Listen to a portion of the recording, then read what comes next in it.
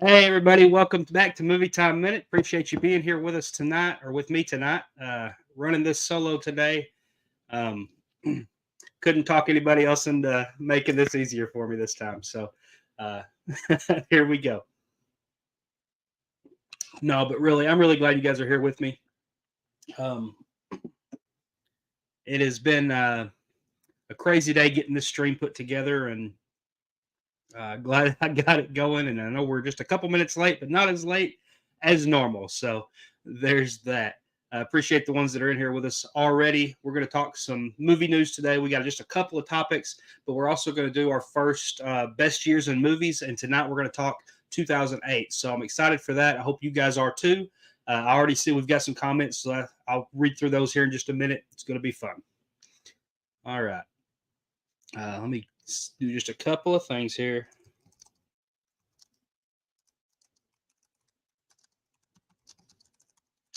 All right. Give everybody a couple seconds to get in anyway while I'm getting some things in order here for this stream. Oh, all right. How's everybody doing? Let me know in the comments how you doing tonight. Hope everybody's doing great. I know I'm excited to get this going. As I said, we've got a couple of news topics, and we're going to get right into the Best Years in Movies 2008 edition. And then we'll talk about the box office and what's going on this weekend with that. And then we'll talk about something that's coming to theaters next weekend. And then also some things I've been watching this week, just catch you guys up on what's going on with me. And we'll be taking your questions all throughout. So, and comments, anything you guys have to say. And matter of fact, that's where we're going to start. Jump right in here to the comments, and we'll just see what you guys have been up to, since some of y'all know we're in even before this stream started. So first up, we got Dark Movies. Dark Movies, thank you for jumping in here early. I know I already read your couple comments here, so if you wind up going to bed, I understand. You have a completely different time frame and schedule than me, so I understand that completely. But for those of you guys that haven't been paying attention here, Dark Movies is going to be with me this coming Friday, this coming up Friday morning here, evening for him, I guess. But it's 10 a.m. Central, 11 a.m. Eastern time zone. So he's going to be on this channel live streaming with me. We're going to be talking about horror movies. It's going to be a lot of fun for Friday the 13th. So excited for that. I hope you'll join us for that. But Dark Movie says, wish I could have joined you to chat today, but start school again, so can't. Yeah, he's got a different school schedule than what I'm used to seeing he's got going on over there. So that's perfectly fine, Dark. I appreciate you taking the time just to jump in the chat for it. So I hope you have an amazing stream. Thank you so much. Jonathan says no. Jonathan Smith, Dark Movies, understand. I got final in algebra this week and keep postponing it. Online class, I have until the 12th to do it. Well, I have to say he was up late with me playing video games last night, so maybe that's part of the reason he's behind on his algebra. All right, let's go on. 80s kid from the 90s. Hey, man, what's going on? Happy belated birthday. 80s kid turned 27 yesterday. He had a couple of videos come out yesterday. If you hadn't got a chance to go watch them, I don't know if I got a chance to comment on all of them yet. I've had a really busy weekend, but I will go back and do that. I did get a chance to watch them, 80s kids, so looked like you had a great birthday, some great figures. He had a cool Superman figure. He had some Star Wars figures. So that was cool. Good to see that. 80s kid, I got some exciting news. Well, I'm excited to hear what that news is. Kenny Sparks, hey man, Ken, thank you so much for everything you do for me, for my channel, for everything we get going on here. And in fact, I think I've got a Discord chat from you right now that I hadn't even read yet. So yeah, so appreciate you chiming in here and being a part of this. 80s Kid also says, I think we all know the best of 2008 was the Clone Wars movie. Well, that's a movie that came out. That's true. Ken says, Hellboy 2, The Golden Army is underrated. I agree, it is underrated. I didn't like it as much as the first one of those Hellboy movies, but I didn't think it was a hot mess either. So he says, don't forget to like the live stream. I appreciate that. Anything to help that process is great. I appreciate you. View with Drew. Hey everyone, what's up? Hey, what's up, Drew? I appreciate you being in the stream. It says DJ. That is my name. Thank you. Misa got 200 subscribers. Congratulations. So happy for you on that. I'm glad you got to that number. Maybe I'll get there one of these days, but glad you're able to get to the 200 subs. That's awesome, man. And View Drew, question for everyone. What would say is the worst movie of 2008? Well, I'm going to get to that too. I mean, one of them is probably one of them that, in my opinion, that 80s kid brought up a minute ago, but we'll get to some of those movies here momentarily. All right. Let me get a drink and then we'll jump into some of these news items. So we're going to go through those just pretty quick. I just wanted to bring up a couple of things that I've come across and wanted to talk about.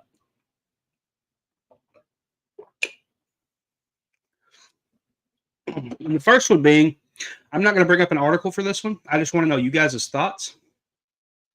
We've been seeing more and more of streaming services price increases. And I'm curious what you guys think about this. Do you think it's just inevitable? We started out too low and now we're moving up and getting a higher price for our services, and the prices just keep raising year after year. We just got an announcement that Netflix is going to be raising their prices again. Of course, I'm already off of Netflix now, so it's not affecting me on that one. But we've seen that a lot of these streaming services are fixing to raise some more. We're going to have raises to Disney and Hulu and different stuff. Disney's fixing to do more, do some password crackdowns and stuff like Netflix did and that kind of stuff. So I'm really curious y'all's thoughts on those things. That's really why I put this in here. I didn't want to necessarily read a depressing news topic about that. I just I know after Netflix announced more increases, I thought it'd be something to bring up and something we could talk about here a little bit, because I know I understand it, but I also am bummed about it because it's getting to where I'm going to have to be even more choosy with which services I keep, because I'm not going to be able to afford everything. Anyway, but that's it for that topic. I didn't want to stay on that long. I just wanted to get y'all's opinions. So we'll look in the comments here in a minute and see what you guys are saying about that. All right. The other thing I want to talk about today is Guillermo del Toro's Frankenstein. I am a Guillermo del Toro fan, even though a lot of his stuff is a little odd. I still think he is a masterful filmmaker who puts out some extremely creative content. And I want to read this article for you guys, if I can get it brought up here, and see what you guys think about this.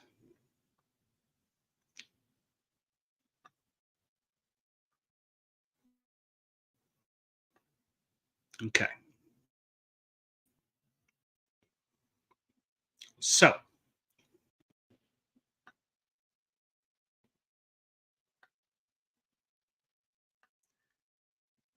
still loading, maybe.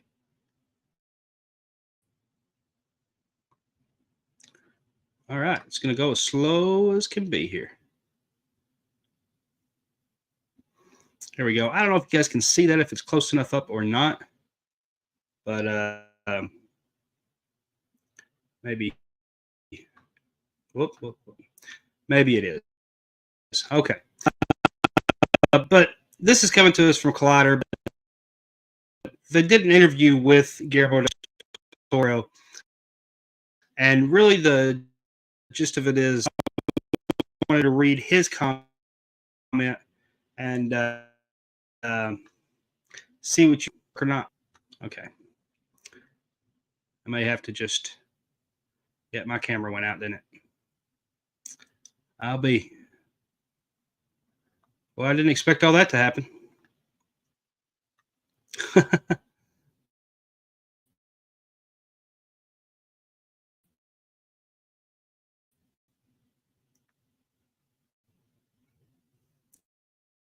Okay. Well, let me see if I can get it going again. Still no camera. See what you guys are saying in the comments.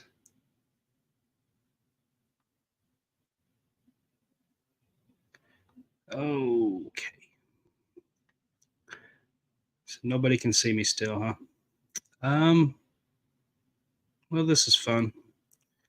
I may have to switch back to a webcam here, which means less video quality, but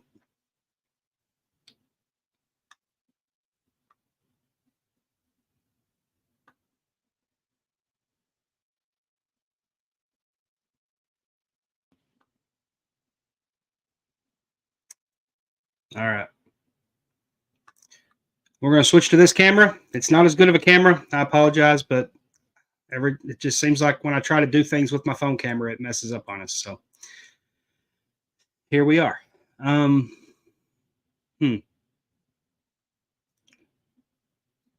All right. Let me try to bring this screen up again, see if it'll work better this time.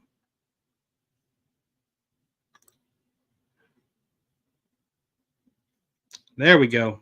All right. I think we're running now. All right. So I'm going to read this quote from Guillermo, and then we'll talk about what he says. He says, "I'm doing Frankenstein. We're working on it. We're shooting in February, and it's a movie I've been wanting to do for 50 years since I saw the first Frankenstein. I had an epiphany, and it's basically a movie that required a lot of growth and a lot of tools that I couldn't have done in 10 years ago. Now I'm brave. Now I'm brave or crazy enough or something, and we're going to tackle it. It's Oscar Isaac, Andrew Garfield, Christoph Waltz, Mia Goth, and we're working on it." Now, I don't know about you guys, but that excites me.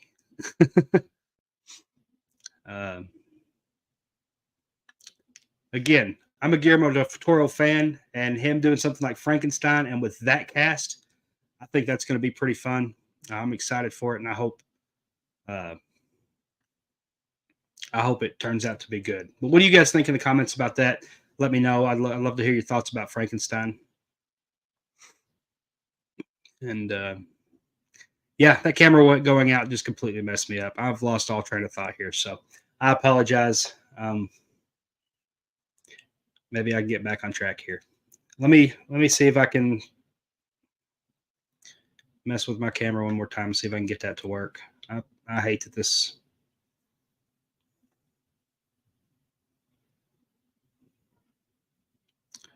Nope. Okay.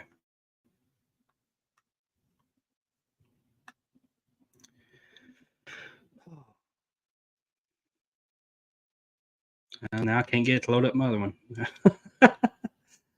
Okay, here we go. We're sticking with this for the rest of the night, guys. I apologize. All right, so those are two main news topics, and we are going to talk about box office here in just a little bit. But for the time being, I want to go ahead and move over to what our main main discussion of tonight's going to be. Before I jump into that, let's go ahead and just catch up on the comments, see what you guys are saying in the comment section. Hayes Kid says, "Does this mean I'm an ARC trooper yet?" I guess if you want to be, you are. 80s Kid says, "Just one streaming service at $15. I call it Blockbuster." Wait.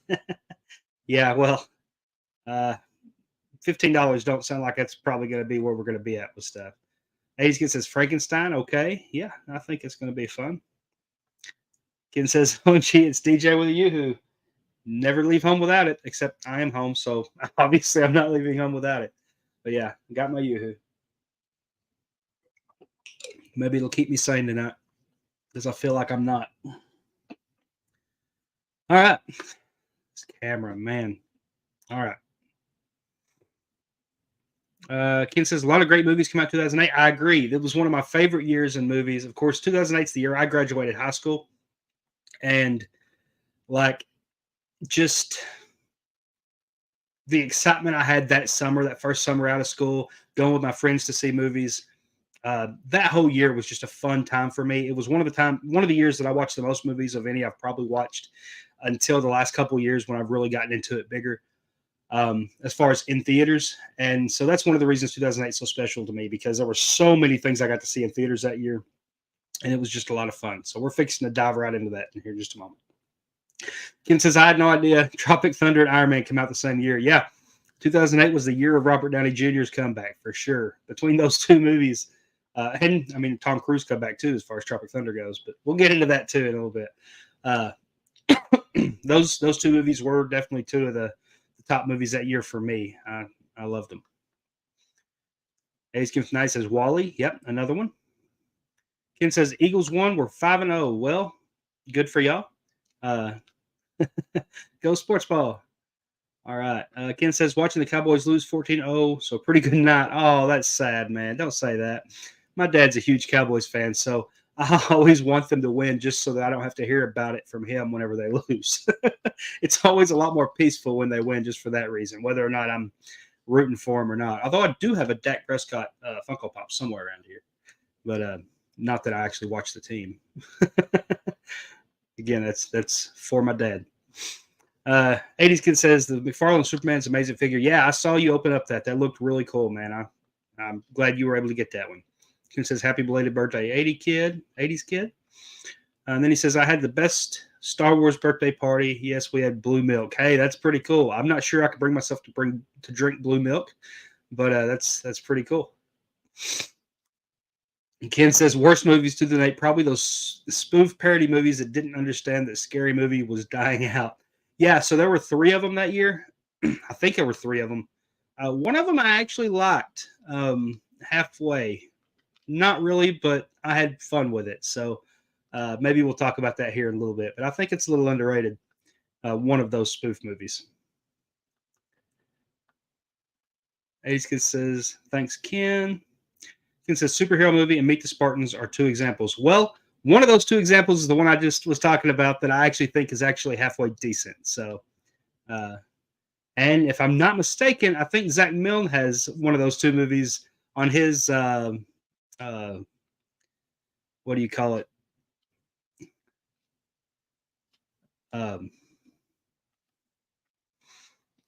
Guilty pleasure movies. I think Zach Milne has one of those 2 movies on his guilty pleasures. So, and that's the one I'm referring to. Ken says it was only a matter of time. I do feel like Netflix is taking advantage of people at this point. Yeah, I mean, the amount of content they have, I get it. I think we've probably just been used to getting it cheaper than we should have been getting it for a long time. But yeah, it's just too much for me anyway. When I've got all these other streaming services to pay for too. Maybe these streaming services ought to start looking at how much they're putting into this content as far as money goes, and realizing that maybe they're putting too much money into it, and if they put in less, they could charge a little less. But money is power, and I don't see that changing. So Ken says, I mean, it seems like Netflix is increasing every 3 months. Yeah, no, it is a little too often. I have had issues with how quickly they're raising. Like I get it if it's like a once a year thing, but it does seem like it's just every couple months we're hearing about another price increase.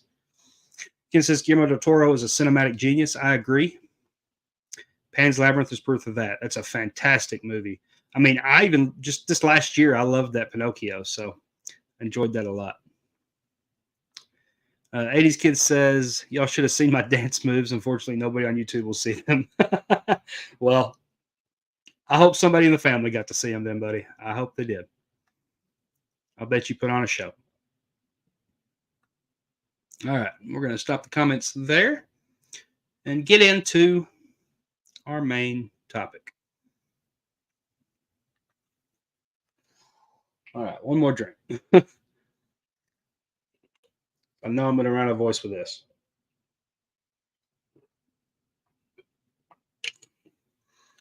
And I'm going to run through this before I go back to comments again. And once I'm done talking about these movies, I'll get into your comments and we'll talk about them some more from there.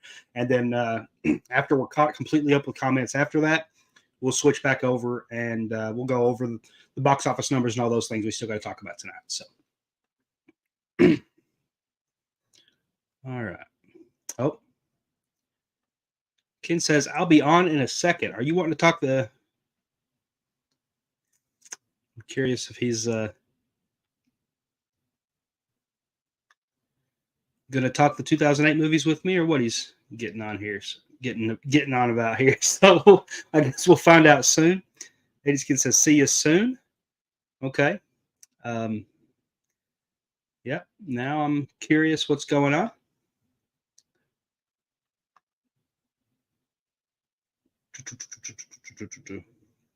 All right.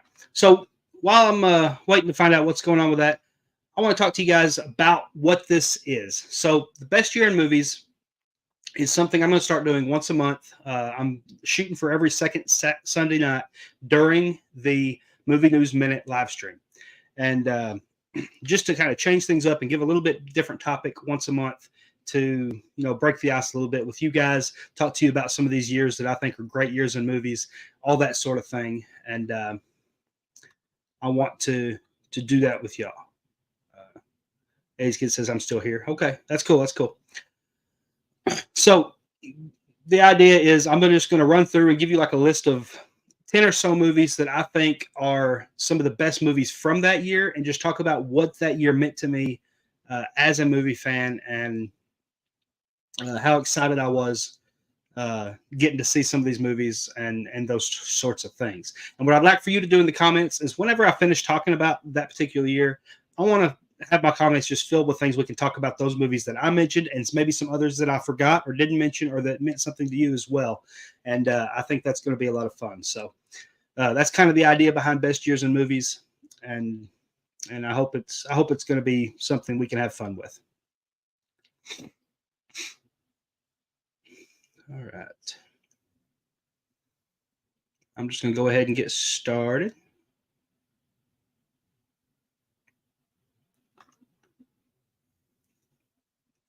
So I'm fixing to try another screen share thing, so we'll see how this works. And hopefully it works better than what we were doing a minute ago with the other. Oh, it may not though, because okay.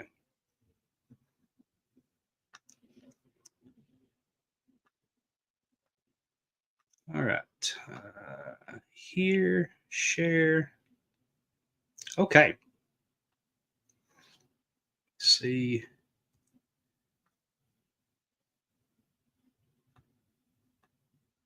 All right. So, see if I can get this to here. All right. First thing I want to talk about is honorable mentions for, or the honorable mention for my top 10 movies from 2008. And the reason I'm putting this movie in, Twilight, and I'll probably get some comments here for that particular inclusion. But the reason I'm including Twilight is two reasons. One, because my wife would kill me if I mentioned 2008 and didn't bring up Twilight because that's like her favorite movie. And two, if you heard me talk at all, you know that my son's name is EJ, and that EJ is Edward Jacobs. So my son is literally named after this movie. And because of that, I have to include Twilight in this list of 2008 movies because I would probably get kicked out of my own house if I didn't include it. So there's that. Honestly, Twilight, it's not one of my favorite movies all time, but I do understand the following that it had. I understand the pop culture significance of that movie, and the books were huge. I mean, so this movie absolutely was a big impact of the year 2008. One of the big box office draws, and again, my wife loves this movie, so I had to include it on this list. Here it is, Twilight. Next up, I want to bring up Hancock. And this is one that enough people don't talk about. Will Smith, Charlize Theron, and I think we're fixing to have some company here, guys, but we'll get to that in just a moment. Will Smith, Charlize Theron. This was a superhero movie before we had what we have today in superhero movies. It was big, but it wasn't as big as it could have been because it just didn't have that audience. But I thought this is a phenomenal movie. It's one of the more underrated movies, I feel like, from 2008 because none of people still talk about this movie today from when it came out. And it had some very strong emotional parts to this movie with Will, with Charlize toward the end of the movie. And you find out the dynamic between them, what was really going on with them. Fantastic film, in my opinion, and one of the things I had the most fun with in 2008. All right. So that's my number 10. I'm going to move on to number 9, and that is Wanted. I don't know how many of you guys saw this movie. Whoops. There we go. I don't know how many of you guys saw this movie. This was Angelina Jolie. This was one of the first times we saw Professor X. Why did my mind just go blank? Well, anyway, this is one of the first times we saw him in a movie as well. We had Morgan Freeman in this one. Overall, just a fantastic movie. This is where we got the Curve the Bullets. that sort of thing. I remember going with a friend of mine from high school to watch this one. Had a lot of fun with Wanted.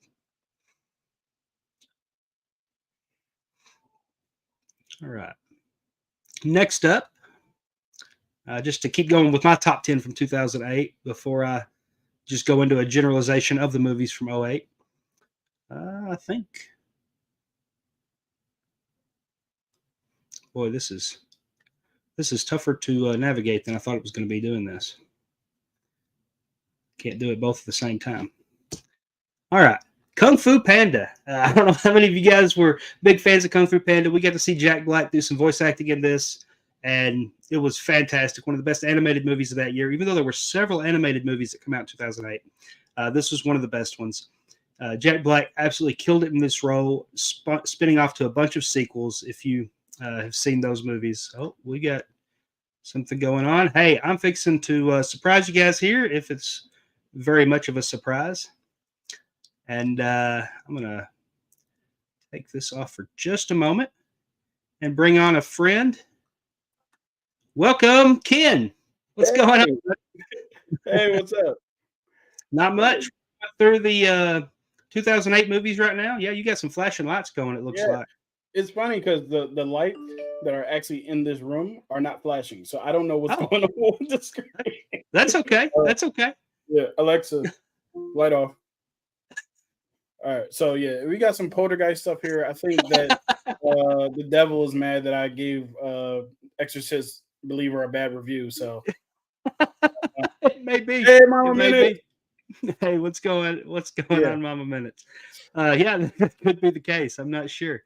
Yeah, I've just been we've gotten started talking about the 2008 movies. As you can tell, my camera went out again on me. I don't know what's going on with that. I tried to bring up the screen share, and as soon as I did, my camera went out. So I had to switch back to a webcam.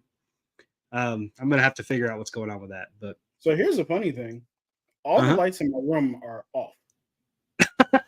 So we got some real poltergeist stuff going on here, and I'm sorry to bring the Angel of Light to your. You have to quit playing with those Ouija boards, Ken. I mean, I keep telling people to stop summoning stuff. I think it might have been my neighbors. I'm doing it to you. Not sure. Yeah. So to get back what I was talking about here, if you don't mind, real quick. Sure. Well, I mean, before we do you have any quick thoughts you wanted to bring up about 2008 and the movies from that year before I continue on here?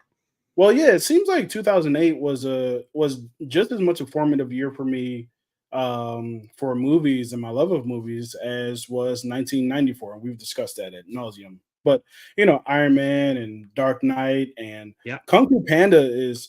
I don't even know if Kung Fu Panda is necessarily underrated, but it's phenomenal. It's a great movie, and not only is Kung Fu Panda a great movie, it's also a great trilogy. So we won't get into the sequels because those aren't this year, but it's one of the few like post-millennium turn trilogies that are actually really good. I'd also add like the Planet of the Apes that happened past the turn of the century to that as well, and the Star Trek movies, the Star Trek Into Darkness and Beyond. I also thought was a really good, solid trilogy. So Kung Fu Panda was definitely one of those for sure. Okay. Yeah. So far, I don't know how much you've caught on with what we've mentioned so far yet in here. The first one was Wanted, right? Well, I talked about Twilight, and then Hank.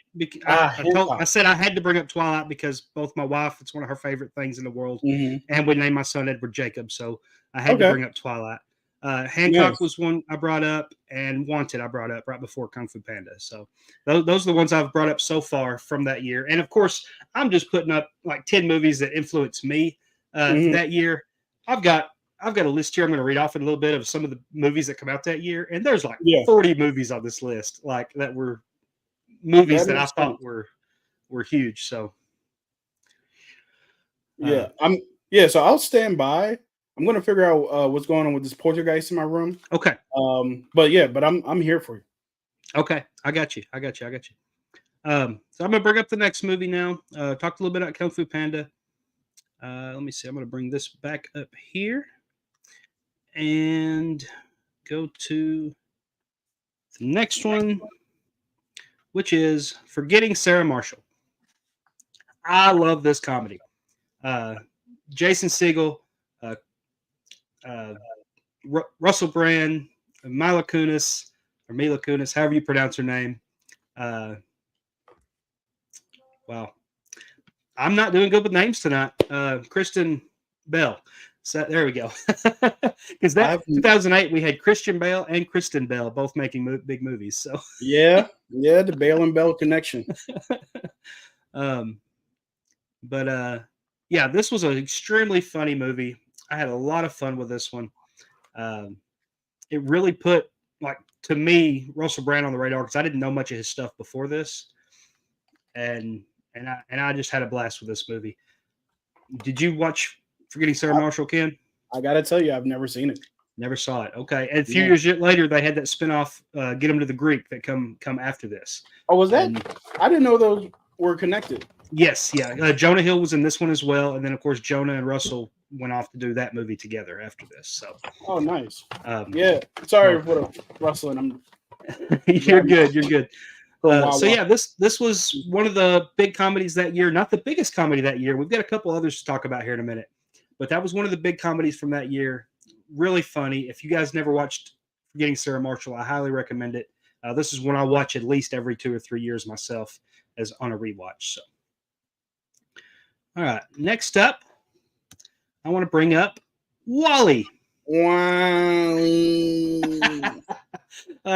This was one of Disney's big releases for this year. Of course, we've got kind of futuristic type movie. He's cleaning up Earth after Earth has just been destroyed by humans, in all honesty. And we see the couch potatoes. Hey, what humanity has become in this movie.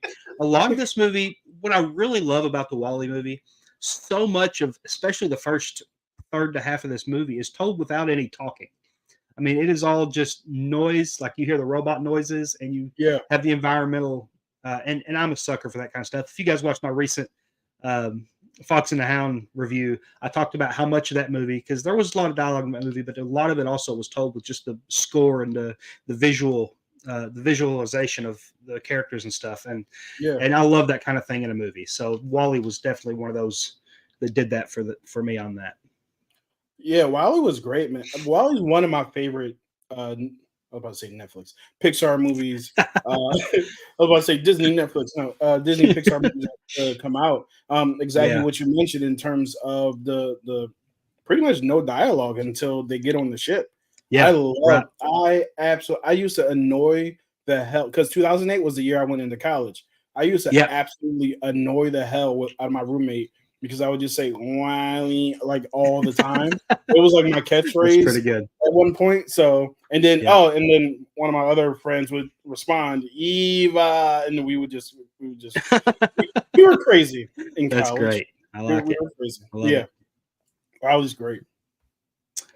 All right. And we're going to go from that one to another one that is influential to me that may not be to some of you, and that is Mamma Mia. Mamma Mia came out in 2008. I am a huge sucker for movie musicals, and I'm also a huge sucker for Meryl Streep. She's the GOAT. She is fantastic, and she is at her best in this movie, in my opinion. Love Meryl Streep in this. Skarsgård, I believe, was in this movie as well. Pierce Brosnan, such a great cast. Amanda Seyfried, so good, and our young Howard Stark was in this movie as well as Seyfried's love interest. So that was a lot of fun as well. Cooper, what is his name? Well, I shouldn't have tried to think of it. Anyway, great musical in a world where we get a lot of musicals nowadays. In fact, we'll talk about one from the box office here after a while, or I will, that hit this weekend in limited theaters. It didn't really make just a ton of money, even though I wouldn't expect that it would have. No, and I mean it's A24, and it did open in very few theaters, but we'll get to that after a while. But yeah, in a day where we get a lot of musicals, it seems like nowadays, Mamma Mia come in 2008, and it was like, oh, I love this movie, and maybe I shouldn't have as a guy. I don't know. I think it's okay. What did you just say? I got my dad talking through me right now because he used to make fun of me for watching this stuff. But I I love musicals. I I went can't to help go. it. I didn't like the Barbie movie in particular, but I was Oh. dressed in pink, and I went to go enjoy that movie. Hey, I had fun with You that know, one I'm too. I had my pink comfortable shorts in on and my bright blue shirt. yeah. Yeah, yeah, I You did that. know, you like what you like. Enjoy what you enjoy. So that's Mamma Mia. Did you watch Mamma Mia, Ken? I gotta say, I haven't seen this one Okay, either. okay. I'm not I opposed to wasn't. it or any musicals like that because I do like musicals. Sweeney Todd is Yeah. probably my favorite one. Oh, I love Sweeney Todd. That's Yeah. good. All right, I'm gonna move on to my next movie, Tropic Thunder. Hey, now this is a film. So Tropic Thunder, it really was one of the two movies that year that put Robert Downey Jr. back on the map, but it also kind of saved Tom Cruise's career in a way. Isn't that so weird? Because he was able to be so vulnerable in a role in this movie, do something he'd never done outside of his wheelhouse, and I think people took note of it. The studios took note of it. It's like, hey, this is a guy that will work with you on something, because what Tom Cruise did as a side character in this movie was absolutely golden. But he had the problem that The Rock has now, which is he's just typecast and everything. The Rock is The Rock in everything he's in, no matter what the character on the script's name is. It's The Rock. And Tom Cruise doing that really, of course, he did a lot of great dramas, but he got into Mission Impossible guy for a while. So this really did help his career. Yeah, I agree. And just the overall cast in this movie too, the Ben Stiller, Jack Black, Robert Downey Jr., and all the other side guys that were in this as well. It was phenomenal. Matthew McConaughey even made appearance in this, Yeah, he was in this too. Let me tell you, Lincoln Osiris is one of my all-time favorite characters. I quote him every so often.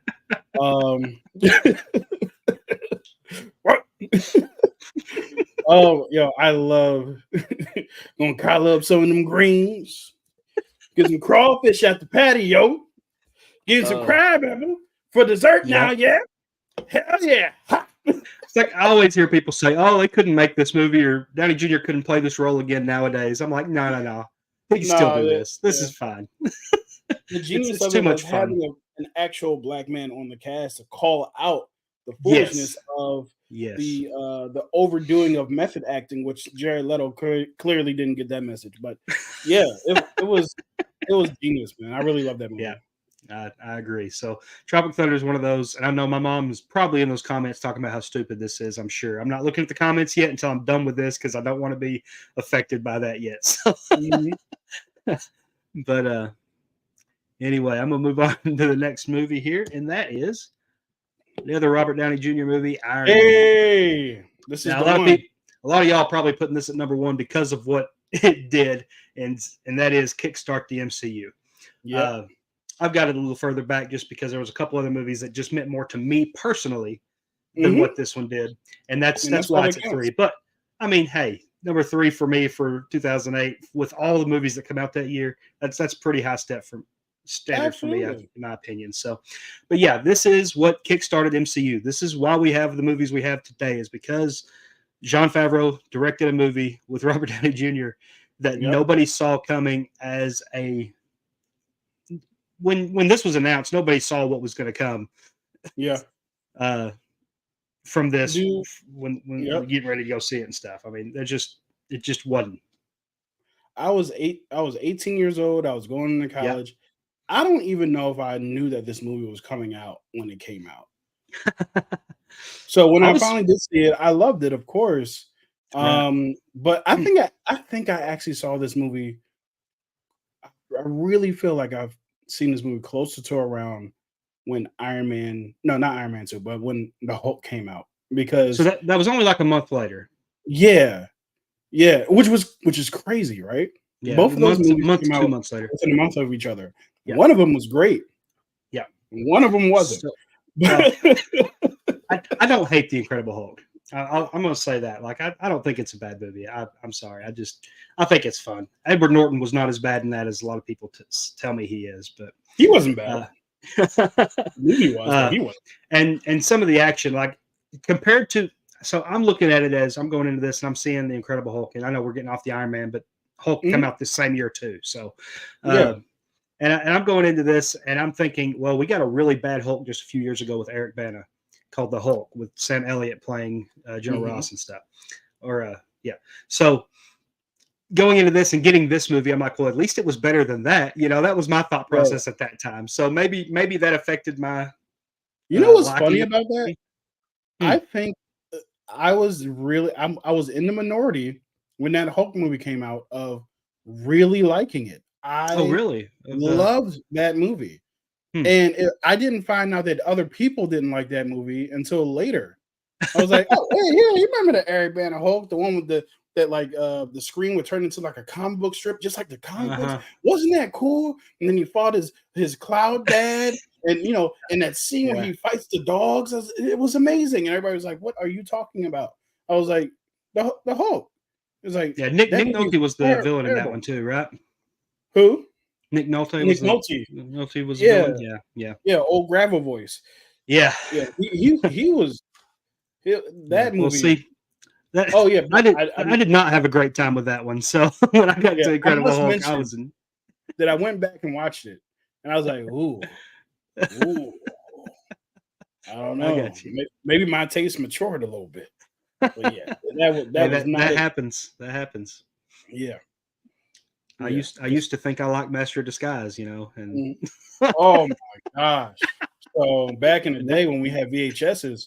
That was one of the previews on the VHS before a movie, and I don't remember what movie it was, but it was a movie I watched damn near every day. I watched that movie. I watched that trailer more than I don't even think I've seen the full movie, but I thought that movie was great because the trailer was great. Yeah, but I've heard that is not great. I just wanted to be in the Turtle Club. Exactly. Isn't that turtle enough for the Turtle Club? Turtle. Yeah. So, but back on track a little bit here. Iron Man. I didn't watch it when it came out because honestly, when I was looking at this movie, I thought of it as, oh, this is a B character, Marvel character. Because to me, Iron Man wasn't like top tier to me when I read comics and stuff. Like he just wasn't that to me. I mean, he was a side character. To me, War Machine was a bigger character in the Spider-Man animated series than Iron Man was. So, they had more time and stuff. And so Iron Man just didn't mean much to me. And I think even the arcade, like you never played as Iron Man in the arcade. You played as Cap. You played as War Machine. War Machine. Yeah. So Marvel vs. Capcom with the gigantic cannon. Yeah. So Iron Man just wasn't something I was excited about. Hulk is one I wasn't excited about when it came out that summer. So what me and my buddies did, we went to the theaters. 2008, we watched a triple feature that day of Iron Man, Hulk, and Indiana Jones and the Kingdom of Crystal Skull. Wait, that came out that year? That came out in 2008 as well. What? So that will always be a movie theater experience that I have of watching Iron Man and then slowly digressing as I watched another movie one after another. Yeah, I can definitely, yeah. So, man. But at the same time, it was a fun day at the theaters with my buddies, So, for sure. And that was sometimes summer it's not even a movie that's on the screen. It's the people that you're with. That's the summer between high school and college for me. I was having a lot of fun that summer. We were going to a lot of movies. Triple feature there, double feature with Yes Man and Bedtime Stories, like getting Jim Carrey, Adam Sandler the same day. That was a fun double feature in 2008. Lots of fun to be had that year for me. 2008 was a formative year for sure. Yeah. And without Iron Man, we wouldn't have the movies we have today, which some people might be happy about, but I don't know. All right, I'm going to move on to my number 2, and I actually cheated here.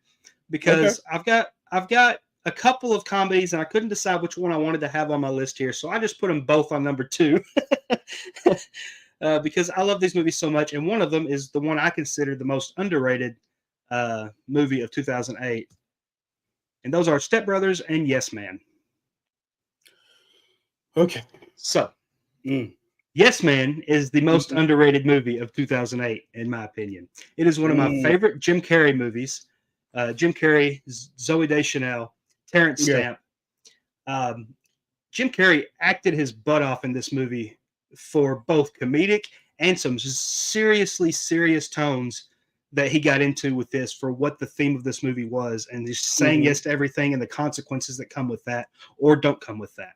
And I felt like this is a movie that told a story in two different directions, and that was just misunderstood by so many people because they're like, oh, this is just dumb. And I'm like, no, look at the underlying message. And nobody was getting that from me when I tried to explain that. And then, of course, Step Brothers, at this point, it's like a classic comedy. So Yeah, you look like you have thoughts. I have a couple because I'm 50-50 with you right now. Okay. So Yes Man, I do agree, is underrated. It's a really funny movie, and I think one of the things that you mentioned is really important, which is that even in Jim Carrey's comedic films, not every once in a while, but often he pulls out a dramatic performance or a couple dramatic scenes that are like, that dude can act his behind off. And also, I also want to note quickly, because I know I'm long-winded, that comedy is harder than most other forms of acting. I think the only form of acting that's probably more difficult than comedy is probably like musicals, because that I wouldn't even want to touch that. I could try to be funny, but to try to sing and like keep my train of thought, absolutely not. Yeah. However, Step Brothers. I watched Step Brothers about 2 years ago for the first time. When I was doing my unseen movie marathon thing, I wasn't a YouTuber. We were stuck in quarantine, so I was just watching a bunch of movies I'd never seen before. Okay. Step Brothers ended up being one of them for 2008. I can't stand this movie. No kidding. I hate this movie. And I feel like hate is strong. I dislike this movie. I don't hate it. There are movies I hate. This isn't one of them. I dislike this movie a lot. Here's the reason why. One, I saw it when I was 30, right? Okay. So because I saw it when I was 30, and I'm not saying if you see it and you're 30 and you find it funny, that's perfectly fine. Live your life. You know, I'm never about judging what people like. However, I'm watching these two grown, Mama Menace is in the chat, so I will not be cursing. I'm watching these two grown behind men act like children. And it's just something that I can't abide by, because in my mind, the whole time I'm like, yo, if you don't get yourself up out of your mother's house and go figure out what you need to do to be an adult, and so, like that, this is my whole adult brain, like just like looking at these two and just being disgusted by their antics. By the time they get to the boat at the end of the movie and they're doing at the yacht party, I'm ready to rear them like I'm their parent. I'm ready to be the parents in the movie. Like seriously. So yeah, it started out funny. I was laughing. It started out funny. I was laughing, and then I feel like it just went too long without them maturing. Okay. You know what I mean?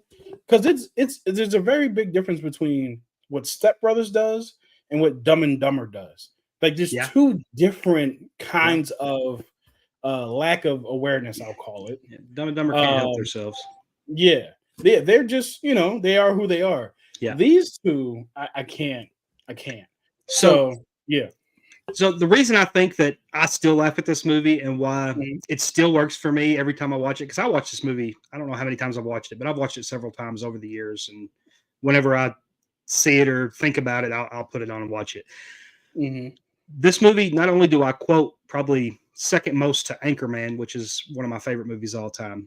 Anchorman is the greatest movie of all time. I don't know if I believe that, but I feel like it right now. Anchorman is so good, and it's a very different movie for Will Ferrell than Step Brothers, even though it's you know, Anchorman, Step Brothers, Talladega Nights, all incredible comedies on their own merit, and they're all very different. Yeah, even though they're Will Ferrell. But and I feel like that's the Will Ferrell trinity. I don't know, and then you put Elf somewhere back and forth on there. I've never seen Elf. I want to. Man. I want to. You do need to see Elf. We're gonna have to do like a Christmas watch along with you on Elf or something. I would love to. Yeah, that sounds like fun. Let's set that up for December. Yeah. But the thing with Step Brothers is, and I'm hoping none of them are watching. We only got 3 people watching. Surely none of them are right now. I mean, I have friends that are these guys. I still have friends that are these guys, and I watched this movie, and even 2-3 years ago, I'm watching. I'm like, yeah, that's so and so. Yeah, that's so and so. And I'm like, if their parents were to get together, this is exactly what would happen. And I think Yeah. that's part of why I like this, just because I'm like picturing people in my life that fit Mhm. these characters, and I'm just like, yep, oh man, you know. So Yeah. so I think that's part of why that resonates with me still, even after I've gotten older, because I can relate it to something.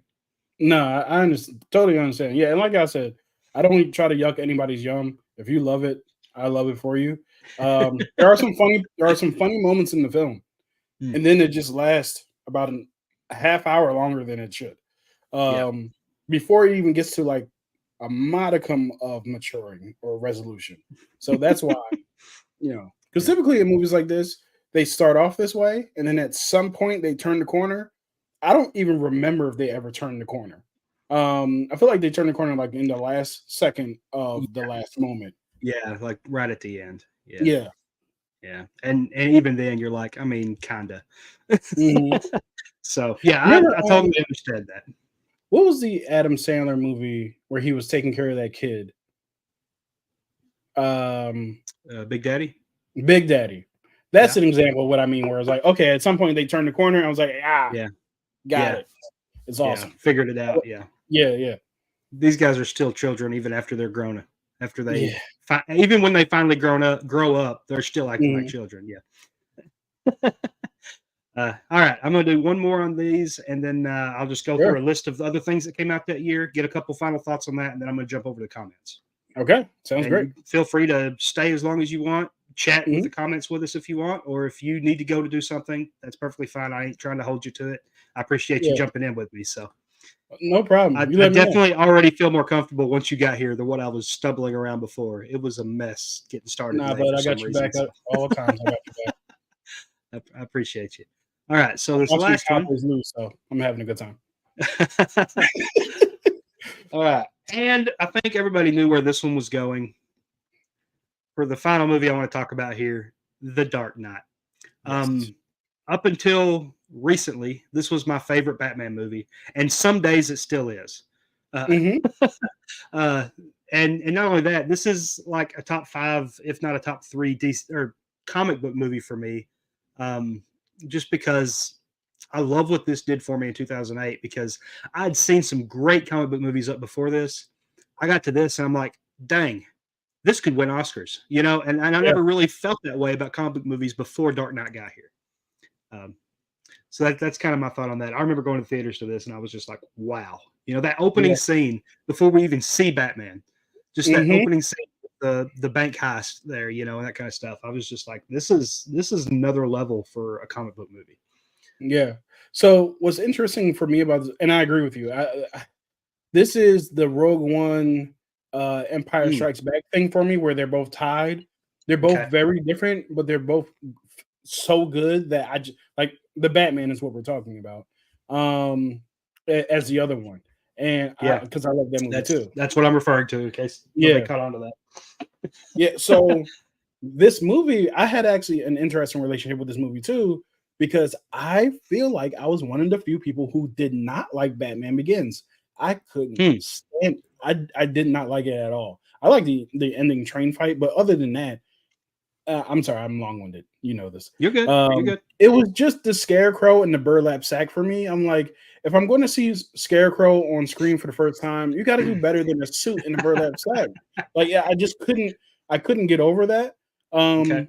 Yeah. So, but at the end of that movie, when they shows the Joker card, for whatever reason, I was super excited.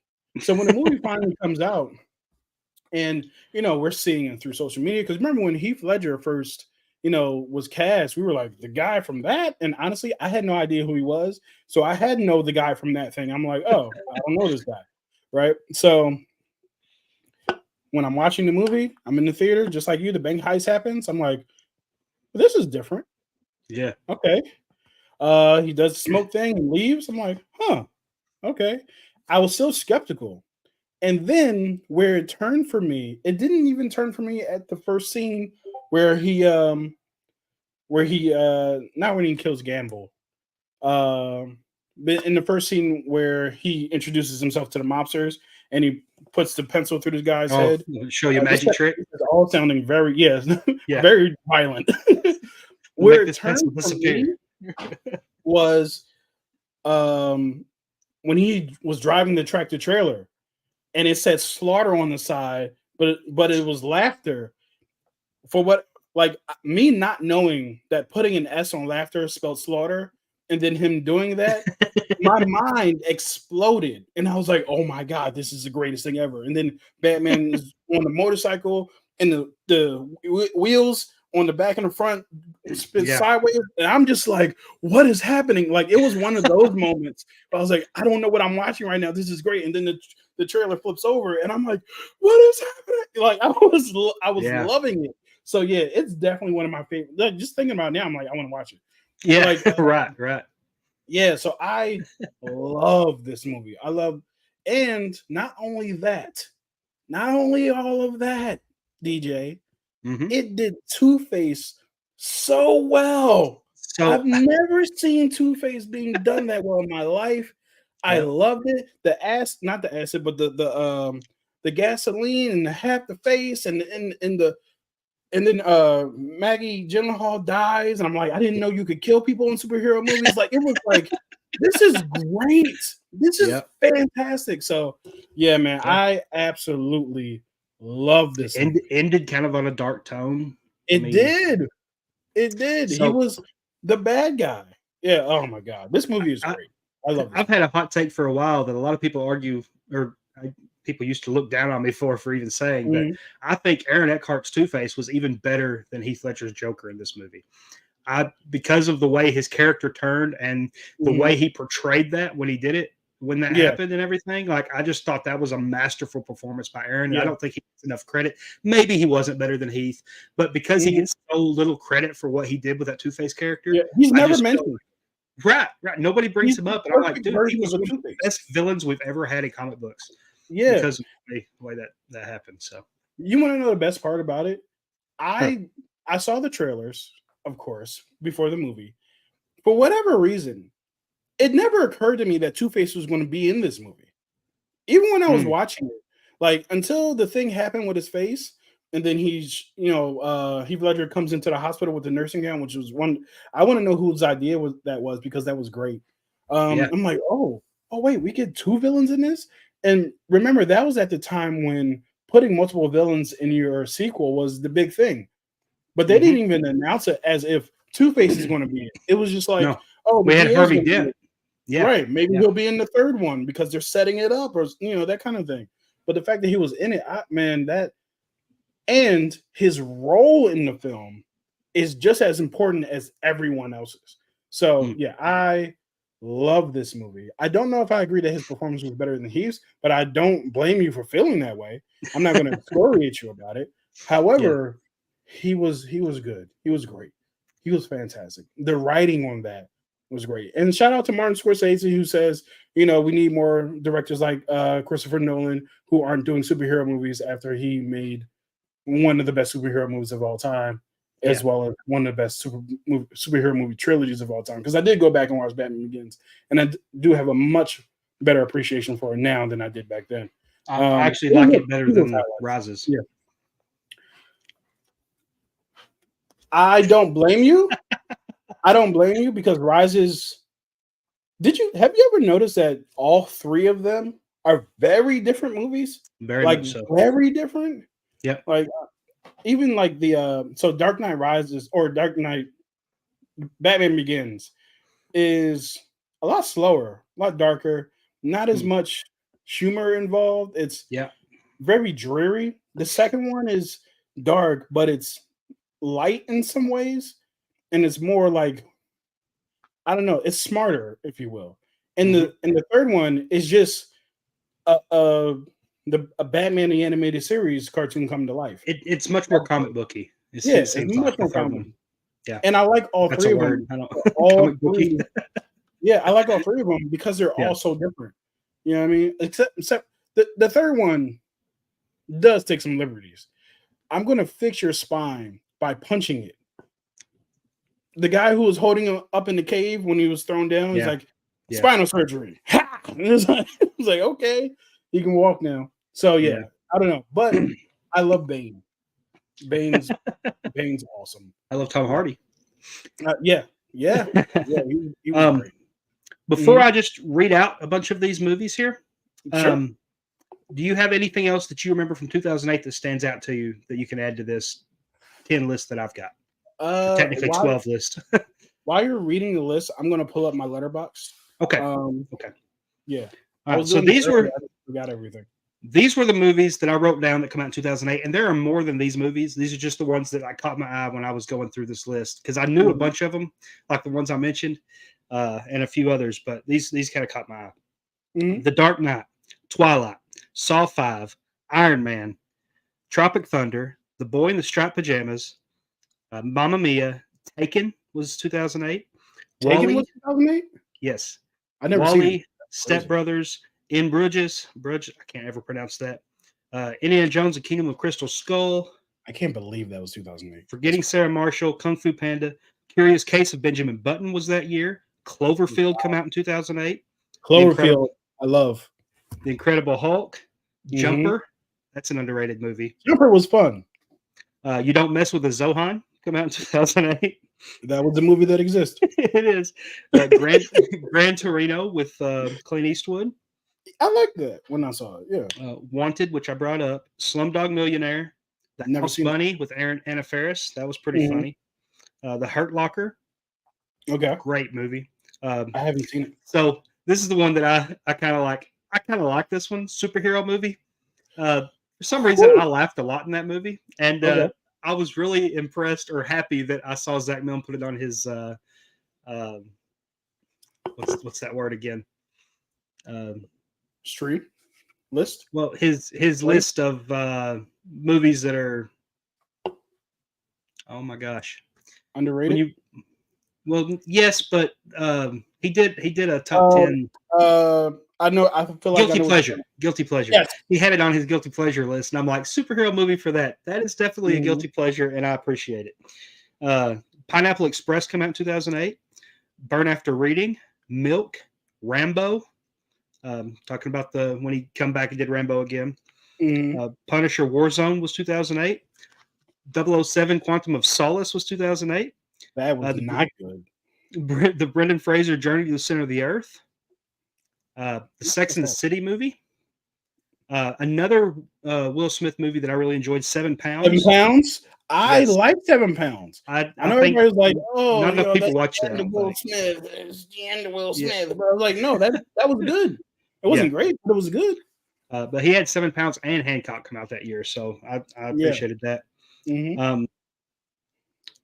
Prince Caspian, the Narnia movie, come out that year. Marley and Me, Horton Hears a Who, the animated feature. Speed Racer come out in 2008. So I like Speed Racer a lot more than Other Humans. It was trippy now. Yeah. Oh yeah. High School Musical 3 come out in 2008. Yes Man, Madagascar 2, 27 Dresses, Get Smart with Steve Carell, Bedtime Stories with Adam Sandler, The Happening, the M. Night Shyamalan film. Terrifying. Terrifyingly bad. Terrifyingly bad. The Disney film Bolt. Never saw it. Ponyo come out in 2008. Hellboy 2, you mentioned that one. Hellboy 2 is good. Camp Rock, for those of y'all that are fans of that. Another underrated movie, Role Models, with Paul Rudd and Sean William Scott. Really funny movie. Jane Lynch was in that as well. Definitely Maybe. The Mummy, Tomb of the Dragon Emperor come out in 2008. Man, was that disappointing. Vince Vaughn, Four Christmases, a Christmas movie that he did with Reese Witherspoon, come out in 2008. Harold and Kumar, Escape from Guantanamo Bay. Beverly Hills Chihuahua. Semi-Pro, Australia with Hugh Jackman. 10,000 BC. Drill Bit Taylor. Meet Dave, Eddie Murphy.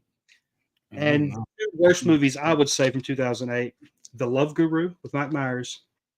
And the animated The Clone Wars, 2008. The Love Guru, I didn't see because I heard it was that bad. The Clone Wars, I feel like, was that the one that first introduced Ahsoka? I believe so. See, that's what I'm trying to remember back, but I think that's the one that had Ahsoka and it had the kid Jabba the Hutt person, the Oh the young yeah, one. yeah. That was bad. If I'm not mixing them up, that's what I'm thinking was the 2008 one. No, that was bad. Now she ended up being dope, and so did the rest of the series. But that in particular, Yeah, not not good at yeah, all. yeah. One of the other ones I wanted to mention was Valkyrie with Tom Oh, Cruise. yeah. Because I I didn't remember that being good. that one. And also there's one I just saw. Well, you mentioned the other one, which was 7 pounds, which I Mm, really liked. I know a lot of people are like, "Oh, this is terrible." You know, I was like, "Oh no, this is actually kind of interesting." yeah, I actually enjoyed that Um, one. Madagascar 2, I would burn it. Um, well, here's the thing: I don't have a problem with the very first um, Madagascar movie. Okay. Similar to the way that people have a problem with Iron Man because of what the MCU turned into. You know, people are like, I have the same issue with Madagascar. I need Madagascar to stop. Mm. I need Ice Age to stop every day for the rest of my life. I don't want to ever see that squirrel chasing that nut again. Scrat. I can't stand it. And there's not a lot of things that I can't stand, but that's one of them. Hmm. The one that you didn't mention, which I'm not chatting, the wrestler with Mickey Rourke. Oh, Mickey Rourke. Yeah. That was fantastic. I forgot that one was even that year. I didn't even notice it when I was going through my list. It Yeah, is so that's another one. That one had some award nominations or wins, didn't it? I don't know if it won. I Did feel like it Mickey might not have got win nominated. something for that? I don't know if it I'm was not Oscar, sure. but it was. It I seems think he like might have he got nominated though. okay. But yeah, who's doing these things? Okay. Sorry, someone's texting me. You're good. I think the one that I literally just saw it. I think the one that I was not a fan of. No, I'm not gonna hold the stream up because I really can't remember what it was. Yeah, I can't remember what it was. Okay. Yeah, sorry, my brain You're just good. fried. You're good. Well, with that said, then I'm gonna move on from here. That was the best year in movies 2008. If you enjoyed that segment, let me know because I want to do that every month. Like I said, I'm shooting for like the second Sunday of every month during this news stream, just so that we can change things up once a month and do something a little bit different. And I actually Mhm. had fun with this and going through these movies from that year, and kind of telling you guys some of the ones that were influential to me and that kind of thing. What's up? Lakeview Terrace with Samuel L. Jackson. Have you ever seen Oh, that? That was yeah, is that good. the one where the fires are coming in at one point of it? Yeah, the Like fires are coming you in. got the neighbors moved in. Yeah, He's wanting them to he's a move, church. and he is the Yeah, cops. Okay, yeah, yep. yeah, yeah. That was fun. I only Yeah, saw it once. I But forgot it about was that movie. yeah. You brought that up. I'm like, oh yeah, yeah, yeah. So Mhm. 2008 was filled with movies. I mean, that was a year with so many different variety of Yeah. movies there that we talked about. So A that lot was a of it lot of was fun. big and adventurous and bombastic and stuff like that. Yeah. Yeah. So, hey, like I said, if you guys enjoyed this, let me know. Let us know in the comments if you want me to keep doing this every month, and we'll keep going. Next month, hopefully, we can get Ken back again because I think I'm going to go ahead and do 1994 because I know that's Ken's year. And looking through that list after he mentioned that, I started looking. I'm like, there's a lot of good movies that year. So uh, Mhm. I think that's the year we're going to go to next. I know I'm going to have to, for my uncle's sake, go to 1978 at some point. So we'll get around to some of these, and we'll just keep this series going over the Absolutely. next couple months. I So love the fact that you're bouncing around too. That's fun. what do you mean? Oh, the years. Yeah, Yeah, yeah. yeah, I don't want yeah. to just go through straight. I just want to like, okay, this was a good year. Let's do that year. This is another good year. Mhm. And I want to look at comments too when people are telling me, like when he mentioned 1978, I'm like, okay, yeah, I'll take a look at that, and Yeah. get some ideas from the comments and stuff, and maybe we'll get to the year that you like the best eventually. Apparently there was a Lost Boys sequel that came out in 2008. Oh, really? Yeah, I never saw Yeah. that either. Yeah, probably I feel like it's one of those that we probably shouldn't see. Maybe Yeah. so. Maybe so. Mhm. All right. Well, we got several comments, so I'm gonna go ahead and jump over the comment section now, and Awesome. hopefully that whole segment I'll be able to cut out and just put as a single video for anybody that wants to come back and watch this that missed part of it, Mhm. and they can see the segment again on my channel later on. Oh, now if I can find where I was. Okay, I I'm still think looking through this letterbox list of movies. I feel like I'm going you're to good. find the Scorpion King 2. Yeah, I think I'm on 80s Kid. Let me get a drink, and then we'll start with the comments because my mouth is already getting dry. I don't think people understand how much streaming is different from anything else that you'll do, because Mhm. in no other situation in your life are you talking for an hour straight, right? Yeah. Unless you're a DJ and you're a preacher. Yeah. But other than that, like you're Yeah. not. Yeah. When I preach, I'm not one of those preachers. Let me tell you something. If I were to be a preacher, it would be a good 25 minutes, maybe. He's like, let's get in and out. Yeah. No hooting, no hollering. This is what it is. This is what the text says. Hermeneutics and all that other good stuff, and Christocentric theology and all that. I don't like to chase chickens. If I'm not done in 20 You. minutes, I've probably lost your attention anyway. So Yep. 15, 20 minutes, I'm getting my point across and getting out of there. Especially with this generation of young people who are on the TikToks. Absolutely. And the Twitters. All right. Before we lose everybody for talking religion here, I'm going to go ahead and get to the comments. Go on the photograms. Oh, man. All right. 80s Kid. Again, thank you guys, all of you in the chat that have been commenting. I appreciate you guys. I'll see what you have to say. 80s Kid says, now that I have my Superman figure in fight position, I'm really excited for Legacy. I don't doubt it. Did you see his figure that he got for his birthday? Did you watch his video? No, I didn't see it. So he showed a bunch of his figures he got for his birthday. He got Superman and a couple of Star Wars figures as well.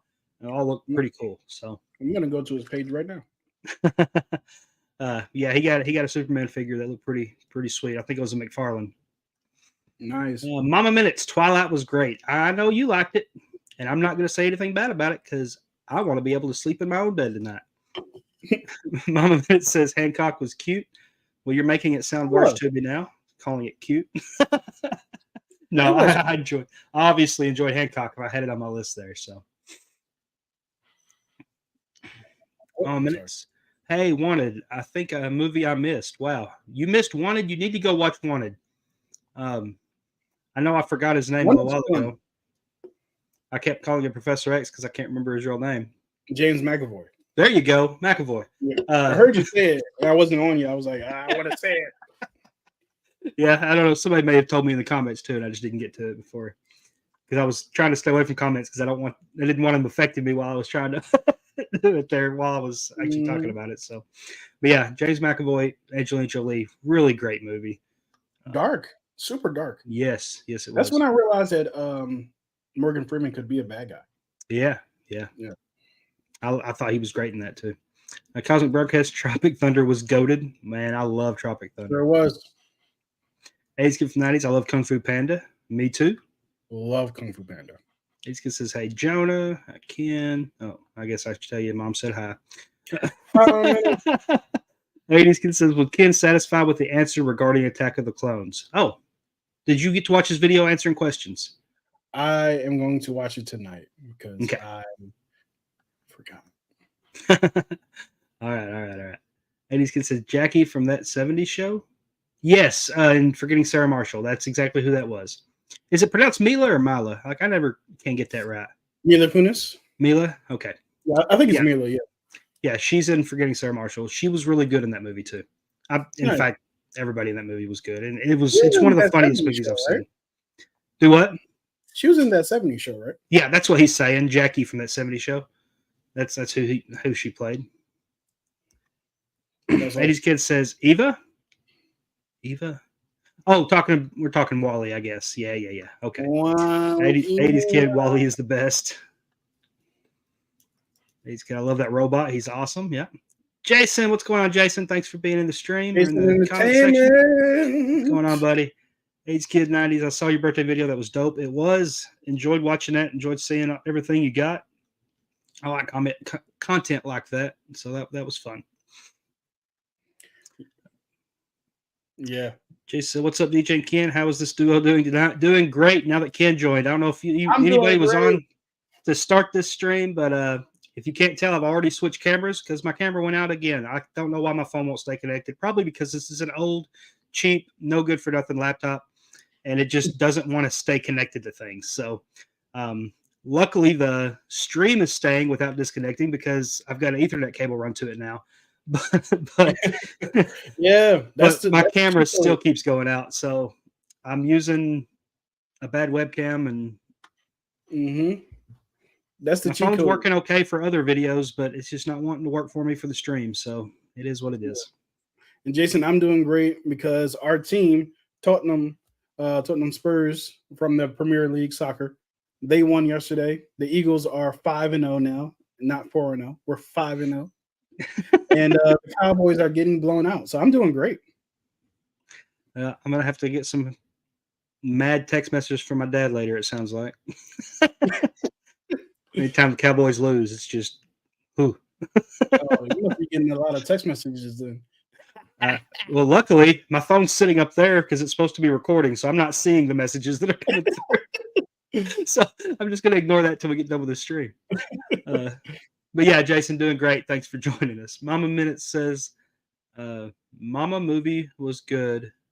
Oh, Mamma Mia. Okay, Mia, talking about Mamma Mia.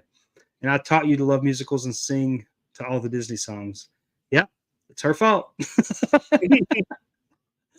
80s kid, Iron Man. Okay. Well, minutes Tom Cruise is overrated and too arrogant. Well, that wasn't very nice. Oh, Mama Minutes. Well, minutes. LOL. Yeah, Tropic Thunder. Ugh. Hey, you know what? Oh, Mama Minutes. You're breaking my heart. You're disappointing us here. 80s kid from the 90s. Tony Stark built this armor in a cave. The box of scraps.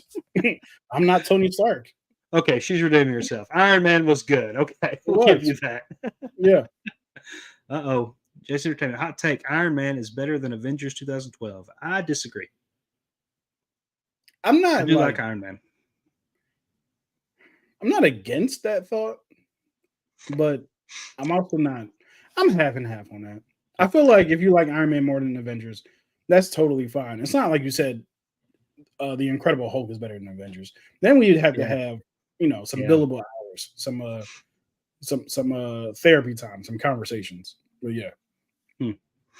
Yeah, I don't know. Avengers 2012 is my favorite Avengers movie, so I guess I'm just different there. I don't know.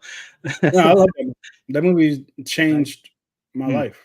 Yeah, mine too. I mean, it was that was the year I got married to my first wife, and I got to see that in theaters, and that was the best part of the honeymoon. So, that was a good. I met my fiance. She's my wife. I met my wife in 2011. And so we were always hanging out and stuff like that. And then Avengers was coming out. The night before Avengers came out, I found out that she had never seen any of the movies before. Oh. And because of the type of person I am in the theater, I don't like talking in theater. And I don't like when people, hey, so who's that guy? This is not the time, right? So I made her and us watch every single movie leading up to it, except for Iron Man 2, I think.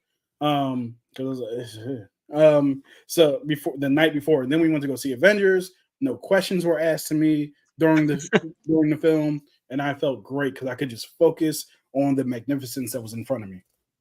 Yeah. See, it's one of the things that I think why it's working so great with me and my wife now, and why this marriage is the marriage I should have had from the start. Because the first one we saw this movie, Avengers 2012, at our honeymoon with my wife that I have with Chelsea. We went and watched The Rise of Skywalker, and it was a terrible movie. And I'm like, hey, this is completely opposite of the previous honeymoon that I had where we saw a good movie. So that means this marriage is going to be opposite. And it is. This one's great. So somehow marital bliss has returned. That's right. It all happens for a reason. And this is me relating everything in life events that I've got to movies. Hey man, movies are it is. My entire life, I can schedule out for movies. And like 2008 that we talked about tonight, year I graduated high school, I watched the most movies in theaters before I became an adult with enough money to go see movies in theaters. Yeah. If it wasn't for this is not an ad, obviously. If it wasn't for AMC A list, where you can only you pay like $20 Oh yeah.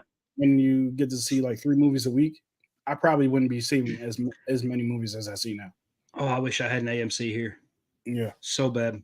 I have nothing like that where I'm at. I got to watch like 20 movies to get enough points to get a free movie at my theater. That's the way my theater works. So it's unfortunate. All right, I'm going to keep going because I've stayed on that topic way too long there. 80s Kid, The Avengers 2012 is the best. Hulk was Hulk back then. I agree with that. That's one of the reasons why that Avengers movie is my favorite Avengers movie, because that was my favorite version of Hulk, was that one. Yeah. I'm really hoping that they bring back Savage Hulk. Yeah. 80s Kid says Crystal Skull was great. Wow, that's an opinion. Yeah. That you are allowed to have as an American citizen. You have rights to your opinion. Yeah, I went back and so my wife had never watched any of the Jones movies before this new one came out, so we went back and rewatched them all. And when I got to that one, I was warning her, this is going to be bad. And we watched it, and I was like 2/3 of that movie, I'm like, this ain't as bad as I remember. Like, there was a couple goofy scenes, like the refrigerator and stuff, but I was like, this ain't that bad. And then it got to the refrigerator scene, and then it got to the actual stuff toward the end of the movie, yeah. And I was like, oh yeah, that's right. Right. And I was like, yeah, this is why I don't like this movie. Quick. Yeah. Really, really, very much so. Because I didn't hate it to start the movie, but no, neither did I. It went sideways for sure. Hey, Kid, all righty then. Mama Minutes. I agree with Ken on Step Brothers. I know you. Hey, Mama Minutes. Mama Minutes. Anchorman is number one. Seriously, she hates. Anchorman just hates Will Ferrell. I'm gonna tell you that she doesn't like his comedy whatsoever. Like, Anchorman is hilarious.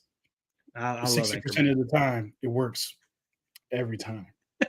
That doesn't make sense. Most quotable movie ever. Baxter. Oh, kind of a big deal. I'm in a collapse case of emotion. That movie is great. I love Lamp. All right, I can just go on forever. I have many leather-bound books in my apartment. Smells of rich mahogany. The rich mahogany stings. True. I agree. Iron Man is better than Avengers. I ain't gonna fault you for it. That's perfectly fine to have that opinion. Here we go. That was great. 80s Kid, I'm Batman. Where is she? I can't understand you. You don't know this. Batman. Why'd I do that? Why? Ordinary citizens. 80s Kid, take note, JJ. Dark Knight is where Into Darkness failed. Okay. Dark Knight is where. Okay. Cloverfield was fun. It wasn't the greatest movie in the world, but it was fun. I had a good time. She's very opinionated in that. Jason says, Ponyo. I have to admit, I'm not familiar. You've never seen it? Okay. Mm-hmm. Okay. Is that Miyazaki? I don't know if it was Miyazaki. It was a studio, but I don't know. Okay. I don't know who it was that did that one. Clone Wars is awesome. Whew. The show, half of it is great. Yeah, the show. But are you saying that movie, the lead off movie? I think you're talking about the movie and the one from I will just say that movie exists. Yeah, I don't know that I can agree that it was awesome, but I would agree that it's important because I think that led into a show that was pretty good. Yeah. Jason Entertainment, Ponyo, fishy in the sea, tiny little fishy. Oh, do I really have to read this? I can't hardly read it from here. Tiny little fishy. Sing, DJ. Could you really be? Ponyo, magic set you free. Oh, she's a little girl with a round tummy. Yep. I don't remember exactly how that's supposed to go, but I just know it was little bitty letters, and I'm trying to read it all right there. It was hard to lean up to get it. My computer sits far enough away from me that it's hard to read some of these sometimes. Especially with a lot of words like that. Was really good. I agree. Yeah. Yeah, it was fun. think she's about 50% with us tonight, I think. My minutes, it was a cool reminder of a lot of good movies with this type of stream list. Yeah, you're doing a great job, DJ. Iron. Oh, hey, Iron Mandrill. Thanks for Hey, joining what's the up, stream. man? Did you know that Forgetting Sarah Marshall and Get Him the Greek are connected movies? Yes, I think I brought that up a little while ago. Absolutely. Yeah. I enjoyed both of them. Just turned bro, Spurs are first in. Yes. That's crazy. What a weekend for you, Ken. It's been a great sports weekend, that's for sure. Jason also says, yeah, Avengers was great. I guess story-wise, I did like Iron Man more, but both are just amazing movies. Avengers really changed the industry and us. Yep, sure did. That film, Avatar: The Way of Water, is better than any MCU movie, any Star Wars movie. It's the best movie of all time. Ooh. Man, I love that people love movies. And yeah. I love the fact that people love movies as hard as they love movies. Because seriously, like without storytelling, where will we be? So yeah, I love the fact that the Matt Flynn show is standing for what he loves. Yeah. He also says, in my opinion. So no. But yeah. Sure. I'm glad you liked it that much. I do enjoy Avatar: The Way of Water. I had a good time with it at the theaters. Film. Yeah, I had a good time. I can't say that I personally agree with it being better than MCU or Star Wars, but as far as any film, because I'm going to take Empire over most of anything you're going to tell me of any movie. So, but yeah, I get you. I got you. Yeah, I can understand loving that movie, and it is a beautiful film. I'll give you that too. Like it's a great looking film for sure. Yeah, it's also a film we've seen before in other iterations. Well, both the Avatars were, I feel like, but that's also not a bad thing. No, it's all about execution. No. Yep. And 1 minute, hey, I did eventually grow to like Elf after years of trying. Well, that's the one Will Ferrell movie then probably that she's okay. He says yes, it is Miyazaki. Okay, I wasn't sure, so there you go. I have several Miyazaki gaps in my Miyazaki. See, I've only watched that one. I can barely remember it. So, like reading off that a minute ago, it's like that sounded familiar, but it just reminded me I need to go back and rewatch that. I do know. Good. Oh, I was going to say, I do know Spirited Away is coming back to my local theater at the end of this month, and I'm wanting to go back and watch it because I never saw that in theaters, so I want to go back and watch that in theaters. I haven't seen Spirited Away for a long time. I just remember when I watched it, it was one of the best things I'd ever seen. So yeah, I've seen Spirited Away, My Neighbor Totoro, Kiki's Delivery Service. I saw during. I love Kiki. That was a movie that I watched during my unseen movie marathon when I was, locked in quarantine a few years ago. And some of those I'm excited for my son to get a little older because some of those are ones I'll definitely want to show him when he gets a little older. So what's great about Kiki's Delivery Service though? It's the fact that there's no villain, and then the whole time I was waiting for an antagonist, and it's just like, no, it's just about Kiki delivering things, and it was such a peaceful film. I had a really good time with it. It's the same reason I love Ted Lasso. I love watching things when it's just good people doing great things or nice things, and just being good. I don't remember if she had a tragic backstory. I think she was just a little girl who wanted to deliver stuff. Yeah, it's nice to have those type of movies from time to time. Same thing with My Neighbor Totoro. It's just well, no, the mom was sick, but that, yeah. 80s Kid, yes, the movie. Talking about Clone Wars. Okay. Jason Entertainment. Sorry, DJ, for making you read the little song. No problem. That's fine. I just had to lean forward a little bit. 80s Kid, Matt Film Show facts regarding Avatar is better than Marvel. I'm glad you think that way. That's okay. Iron Man Joe, which movie do you think will make more money, The Marvels or Aquaman 2? That's a hard one. I really think that Aquaman 2 will make more money. Do you? Yeah. The first one made $1 billion. I know people are down on the DCU in general, but people love Jason Momoa. So, right?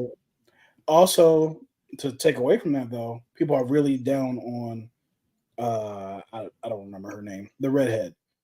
People are really down on her. But never heard. A lot of the vocal minority are against women being superheroes in general. So the Marvels has that against it too. It's like, Yeah. Brie Larson, and it's so woke because you have women on the screen. How dare you? It's like, how dare you put the women's on the screen? I'm Put the going to be women's on the optimistic for screen. the Marvels to make more money myself, just because that's the one I want to make more money because of Yeah. the characters that are in it, because I love those characters so much. And I love I those love characters too. I love the characters in Aquaman as well. It's just I don't know. I'm just more excited right now for the Marvels, but I also think it's going to make a difference whether or not the actor strike is actually finished or not. Because if you don't have those women out there promoting this movie when the time comes, I don't think you're going to get the audience that you want as well. So you need them on late night shows. You need them getting out and doing promotion tours and stuff like that. So I think it really will matter. Like, let's say that, just like you're saying, let's say that the actor strike ends the day after the Marvels comes out, and then Jason Momoa is able to promote his movie. Yeah, that's going to make a difference. Huge difference. Absolutely. But what's going to happen, DJ, is that people are going to forget about all context just to chide the Marvels if that does happen. It's the same thing with like Suicide Squad, right? The Suicide Squad, the one James Gunn directed. It's like, oh, that movie only made $1.25 in the box office. It's like, were we in a pandemic? And it released day and date. Yeah. It was like, no. Warner Brothers shot themselves in the foot with that movie because that is a fantastic movie and one of the best. It is my second favorite DCEU movie. I mean, I'm going through my mental Rolodex. I agree with you. Yeah, to me, it's right behind Man of Steel to me. I love Man of Steel. I love that movie. I know that's unpopular, but sorry. I'm like crackling this thing. I didn't realize I was crackling this thing in the microphone until right now. People are used to my streams having crackling yoo-hoo cans, so you know. Speaking but of, yeah, I love Man of Steel because it's different. There's a thing that people get hung up on, which is this isn't my Superman. Relax. How many times have people? You read comics, DJ. How many times have there been different iterations of characters? All the time. And people act like it's this foreign Superman idea. is not always the same. That's like the people with the Batman. Oh, Batman don't kill. Well, which comic book run are you reading? Because some of them he does. Exactly. Right? So, I understand that. He used to wear multicolored suits. Like there's an issue where he's wearing a rainbow suit, right? Yeah. But you would think that never happened if you talk to some comic book fan. You would think that Frank Miller was the only person to ever write Batman. If you know. So for this question, I'm going to say it's really hard to tell right now because the landscape is so different than when both of these first movies come out, and both of these movies made $1 billion when they came out. Yeah. So both of them hit the $1 billion mark, Captain Marvel and the first Aquaman. So it's extremely hard to tell. I mean, I could see both of these movies getting close to that $1 billion mark. I could also see both of these movies not even cracking 400 million. So, you know, it's hard to judge this right now. There's too many variables at the moment, I feel like. Yeah. Jason says Kiki is amazing. I think it's like my third best Miyazaki movie. Kiki is amazing. I gotta agree with that. Hashtag believe. Believe. Right there. This is my Ted Lasso hat. Love it. Jason, this is a hat I wear more often than any of my hats. So I love this hat. Jason says, I will admit that the little girl from the tutorial was starting to be annoying. I think he's talking about the youngest sister. Okay. I don't disagree. She was getting there. But she was like annoying in the way that a child is annoying sometimes. So yeah. Eddie's kid says, I'm not watching the Marvels, and hopefully we're almost done with these because I got to get over to the box office and talk about that because I want to mention that tonight before we get off stream. So he says, I'm not watching the Marvels. I'm sorry you're not going to watch it. I honestly feel like it's going to be a good movie, but I understand I think it's going to be solid. Hesitation from it. So if you don't think you'll enjoy it, don't spend your money on it. Yeah. Ladies kid, I posted a new video earlier tonight. I will try to go and check. Mama Minute says Aquaman don't need a movie. He just needs to stand in front of the camera for 2 hours and women will line up to watch. Okay, now. That's a good thing, Mama Minute. That's a good point. And I will tell you right now, not just women. That's also a good point. I'm a happily married man to a woman, but at the same time, I will be standing in line and watch him stand on camera for 2.5 hours myself. So there's that. Iron Man drill. I will never forget Snyder's Superman letting his dad die for no reason. I'm not going to get into that right now, but I disagree with the people that make that comment because I think there was justification for what he did there. Yeah, I think there was justification as well. I think that people have now. I don't want to speak for everybody who has that complaint, but I think it's one of those things where the writers didn't have to do that, not necessarily the character. There's something that the character did wrong. It's one of those situations where it's like, well, why did y'all write that? Not No, I get the concern, like with Iron here, what he's saying. Like I get what you're saying, and I understand where you're coming from on it. But me personally, watching the movie and the story and how it was going, and the reasoning why he didn't jump in the way he did, and why Mr. Kent told him to wait and that kind of thing, and why he did wait. Like I get it. To me, like it makes sense to me on that entire thing. But like I don't even think people have a problem with Pa Kent dying. I just think people have a problem with the way that it happened. You know what I mean? Yeah, I've heard some different arguments with it, and I get it. I don't. The fact that it didn't bother me when I watched the movie, and then I just heard people talking about it afterwards, I'm like, maybe that's And that's what I think about, like when I say different iterations are going to do different things. Pa Kent lives in this one, so I'll always have the one that I like. He didn't survive the way that we were like in this one, and I'm going to live. That doesn't mean every decision that's made I like, but it's just kind of like if I like the movie enough, there's certain things I'm willing to get over. Jason says, a bit of a random question. What do you think about ASMR videos, and would you try it once if you had the chance? That's not something I'm interested in. Yeah, I don't think I would ever do it, only because, well, that's the answer to the question. I'm not really interested in doing it. Yeah. Iron says both of them made $1 billion during the height of superhero frenzy. Yeah, I see that too. But at the same time, I don't think superhero frenzy is over either, like so many people are thinking. I don't believe in superhero fatigue. I don't think that's a thing. I don't believe in superhero fatigue either. I will say that I think that's so. Here's the thing. I know I keep going long on everything. You're good. Here's the thing about the state of movies in the year 2023. Everything's down. All of it. Like we had billion dollar movie like every couple months. A couple years ago, or probably like 2019 had several, right? All we've had this year is Barbie and Mario. I think the Oppenheimer. Oppenheimer didn't quite get that mark. It was in the 900s, I think, last I looked. Okay. Well, and Mario. So Oppenheimer and Guardians 3 both almost got to that mark and didn't quite get there. Gotcha. Sorry if you're hearing my steps. My dog is deciding to be a dog. But I think the thing that people have to really understand is that $1 billion movies are not normal. Like it's not the way, like Marvel had a huge run there where people feel like that's the norm, and it in no way, shape, or form is not. I think we're regressing to the economy was point too, and it was booming. Business was booming back then. So, I just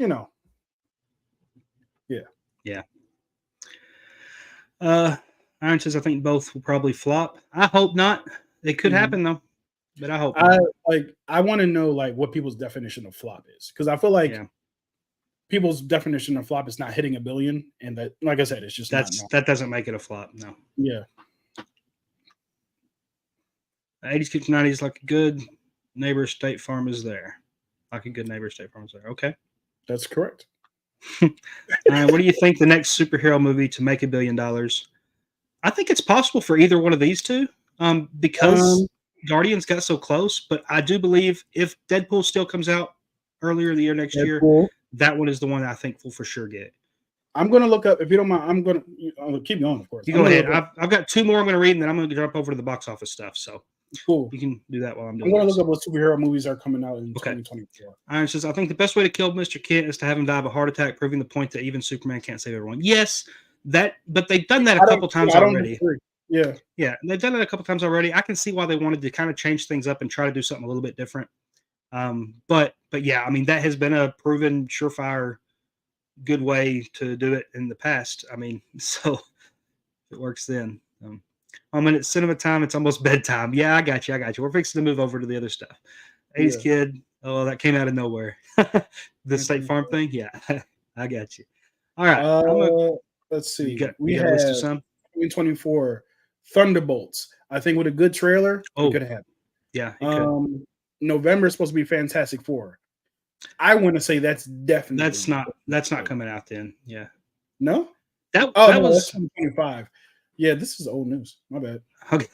I don't think that was still scheduled for next year. I think Captain America was still scheduled. That could with a good trailer. Yeah. And a lot of that's going to depend on how the trailers and how the different things are affecting people when they watch it, like, and what the excitement is going to be. I really think if Deadpool still comes out before the other ones, it will get. And I don't think the other Deadpools made it to $1 billion each. Mm-hmm. They were close, I think, but I think this one, bringing back Hugh Jackman and stuff, I think it will. So I think this list is more accurate. We have Madam Web, no. Yeah. Deadpool 3, more than likely. Venom 3, possibly. I don't like Venom, but people really like Venom, so that's cool. I like the first one. Venom movies, I mean. Yeah, I like the Venom character. I don't care for the Venom movies. Captain America, Brave New World, possible. Kraven the Hunter, absolutely not. Joker, Fully to Do, yeah. I mean, with the excitement of the first, yeah, first one made it. Yeah. Thunderbolts, possibly with a good trailer, yeah. Ultraman, I think that's the kaiju thing. And that's animation. So yeah, that's it. Okay. So yeah, I think that out of those, probably more than likely Deadpool, and more than likely Joker, Fully to Do. All the other ones are kind of up in the air. I think it's going to be tough for the Marvels and Aquaman to get there. But I'll be happy if they do. I think we're probably looking at those movies next year. Yeah. All right. I want to jump into this week's box office. Because this is kind of interesting. Let's see. Back to the share screen. All right. I've got the domestic here. Didn't find the worldwide on this list, but we got the domestic here. Make sure it's showing. Yeah, there it is. All right. So this week, The Exorcist got our number one spot coming out this week with 27.2 million domestically. I think that's pretty solid for this movie. I'm gonna look up the budget. That seems pretty good. Yeah, I feel good about that. I think that's pretty solid for an opening for a horror movie like that. Especially one that is not getting the ratings that you would have thought it would get. 30 million, yeah. So you look at what it's going to do worldwide, take into account its budget, theatrical, theaters take of it and stuff. I think it'll wind up coming in profitable. I think. Wait a minute. What's up? But $30 million. But while it nearly earned back its reported $30 million budget in just a few days, the take for The Exorcist Believer was underwhelming after the two companies paid $400 million in 2021 for the rights to the new trilogy. So they paid $400 million for it. This movie budgeted, so they paid $400 million for the rights to it. Then they put out another $30 million to actually make it. Okay. And it only made 27. So that's some context there. So I think what's going to hurt that is the fact that this didn't perform the way they wanted it to. As far as critically, which may hurt them on the sequels getting the money they need to get out of the sequels. If this one had hit like the 2018 Halloween did to people, and then they were going on to another sequel, and then got people excited, and then the second movie built on and had a lot more money than even the first one did, then I think this momentum would have been good. But I'm not sure going forward what it's going to do from that. With a bad reception. We'll see though, and maybe it does really good overseas. I think it's DOA, to be honest with you. Yeah, I don't know.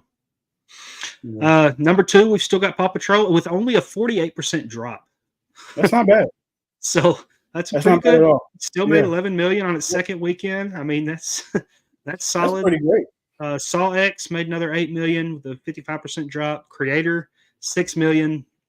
That's a shame. Creator is going to wind up losing a lot on this, I think. Yeah, which is really a shame because the all the talk of original movies and it's all super. Is like, well, we put a good one out for you guys, and you guys didn't support it. Yep, that's what keeps happening. The Blind, that's the one about the Duck Dynasty guys, and it went up 12%, almost 13%, to almost 4 million.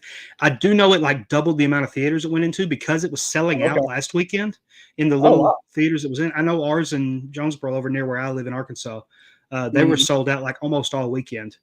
Up this direction for that movie. So I don't know if it was like that a lot of other places, but obviously they opened to more theaters and they got an increase in number this week. So that's a positive for them, especially. I doubt that movie had a big budget either. So that's just like the history of the Duck Dynasty guys, is what that movie's about. So real quick, the Saw budget was $13 million. So they made back 8 in week 2. Well, it made 8 in week 2. So that I think it's still. And these are just domestic numbers. So I mean, that's positive for Saw for sure. And what I'm looking on here, it says it has 84% on Rotten Tomatoes, which people can feel however they want about Rotten Tomatoes, but it's typically a good indicator of. Yeah, a lot of people still misunderstand the Rotten Tomatoes stuff too, because they're like, oh, they're scoring at this, and it's like, no, that's not actually what they're scoring it, right? Because they're not doing this out of 100 or whatever. It's literally a thumbs up, thumbs down scoring system with all the critics, and it's averaging positive versus negative, that kind of thing. So, so what would 84% would be 8.5 out of 10 people like the movie, right? Right. So that's not bad. Yeah. Haunting of Venice still on the list at number 6. How many weeks has that been in theaters now? 4. So another almost 3 million for it. All the way to the right.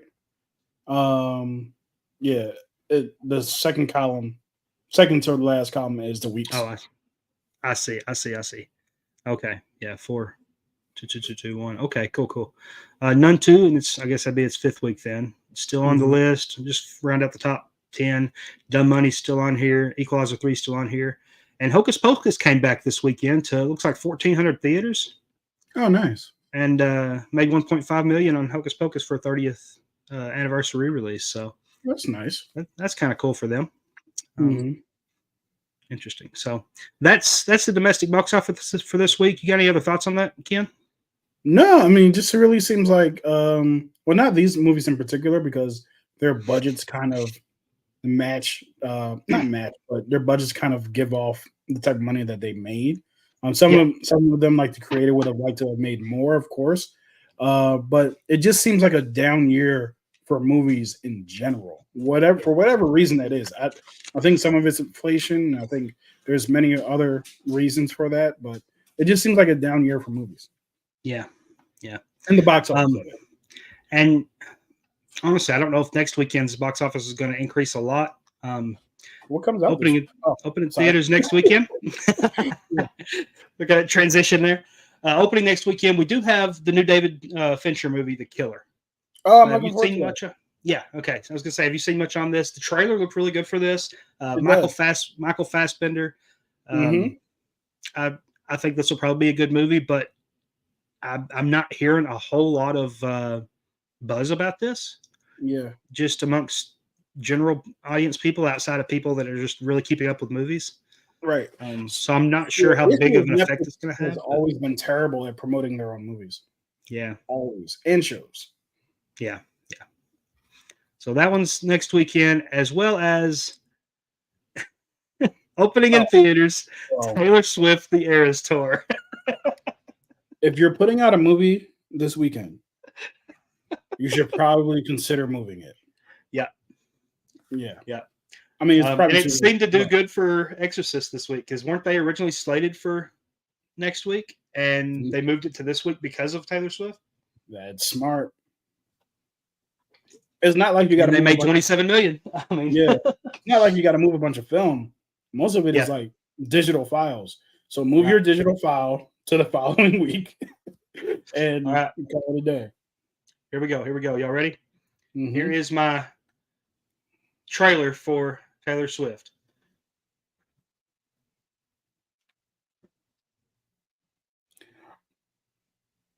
All right, there you go. The opening your- chess move. There's your the preview. opening- that just sold 40 million tickets by itself. This 40 million tickets. Man, if I had super chats right now, Mhm. I'd be getting dollar after dollar. 40 million tickets. Just opening chess move, 40 million tickets. Oh, You let's see how need many to people contact leave the stream Taylor after that. and, All right. and get some money.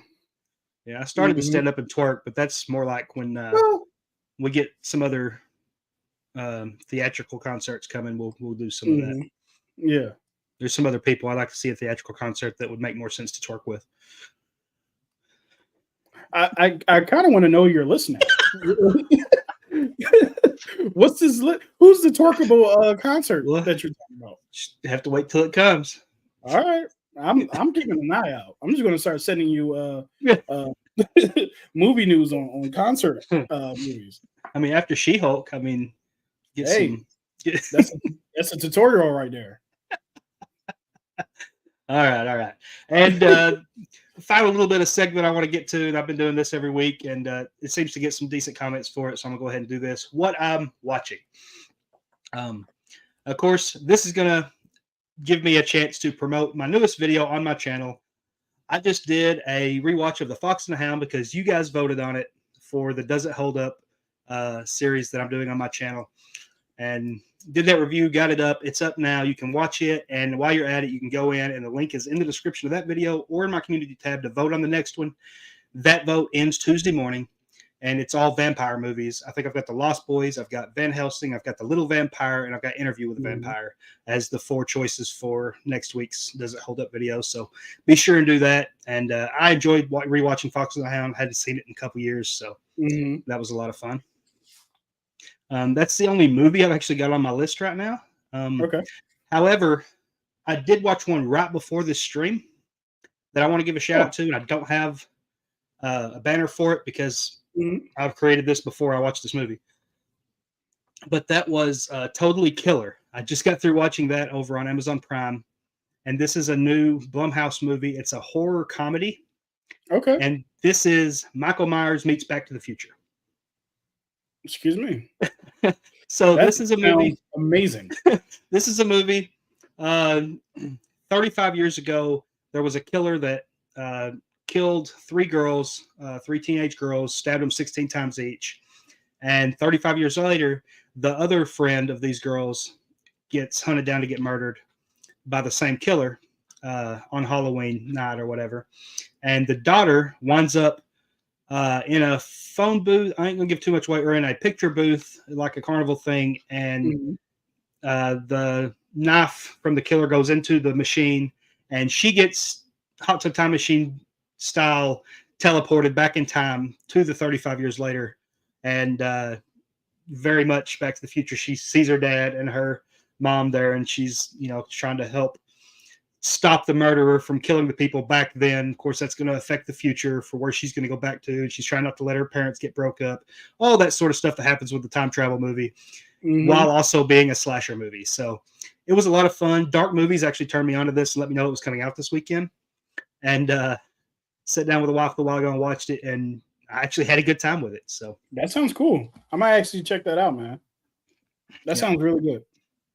It's different, that's for sure. Something I wouldn't have expected to see. So that's the movies I've watched. You watched any movies this week you want to talk about?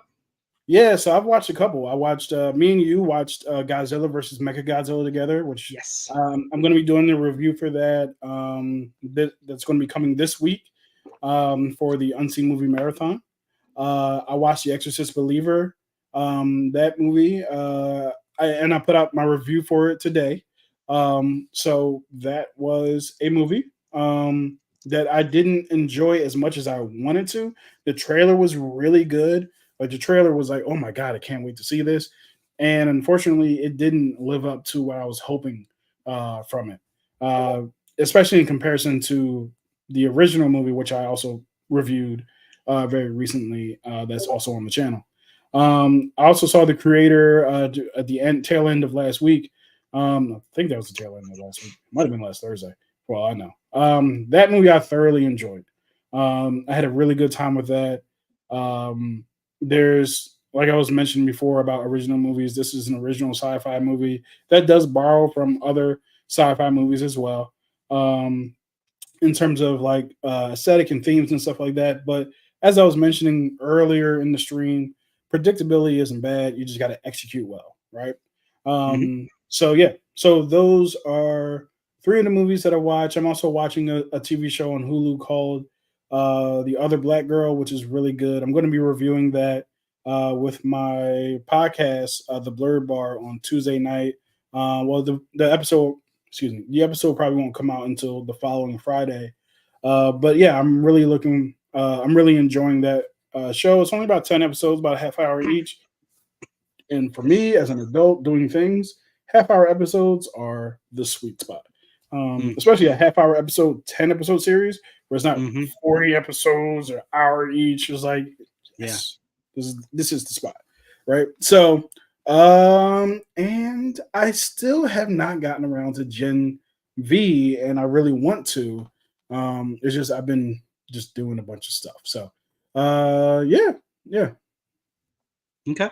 A couple of the other shows that I've watched this week, since you brought up the shows, Gen V, you brought up just now. I did watch this week's episode. All 4 episodes that have come out so far have been tremendous. I'm loving the show. Yes, there are 4 episodes out. They're tremendous. To me, this is just as good as The Boys, and that's saying something for me because I love The Boys. So that's been really good to me. I'm still watching Walking Dead, Daryl Dixon. How was that? You enjoying that? It's so good. For a Walking Dead spinoff, this is one that's done right, whereas some of the other ones have not been. This has been a lot of fun. You can tell it doesn't have the same production value as, like, say, a Last of Us, even though it's got some similar tropes to it. But the Daryl character is something that, even though he wasn't in the comics, and I was against him at the start because he wasn't in the comics, I've put that aside now, and I'm like, hey, I got to keep this separated. Comics are comics, show, and he's a character that has grown on me over the years, and him having his own show and getting to shine is really telling me what Norman Reedus can do, and he's doing it very well in this show. So that's good to see. I'm still watching The Masked Singer. Awesome. This is just kind of a fun thing me and my wife like to watch and make guesses ourselves and be wrong, and it's been really cool the first 2 weeks of this season because Dr. Ken or Ken Jeong never gets things right, and he's been right 2 weeks in a row. So that's been a lot of fun to watch. Just the fact that he's guessing things right now. I wonder if somebody's sneaking him something. But so there's that, and then finally, Only Murders in the Building. I watched the finale for it. Finally, the finale is out. Yes, and this season ended. I think this was probably my favorite season so far. It ended on a very high note, and it set up the next season really well. Without as much of a cliffhanger as last season did to us.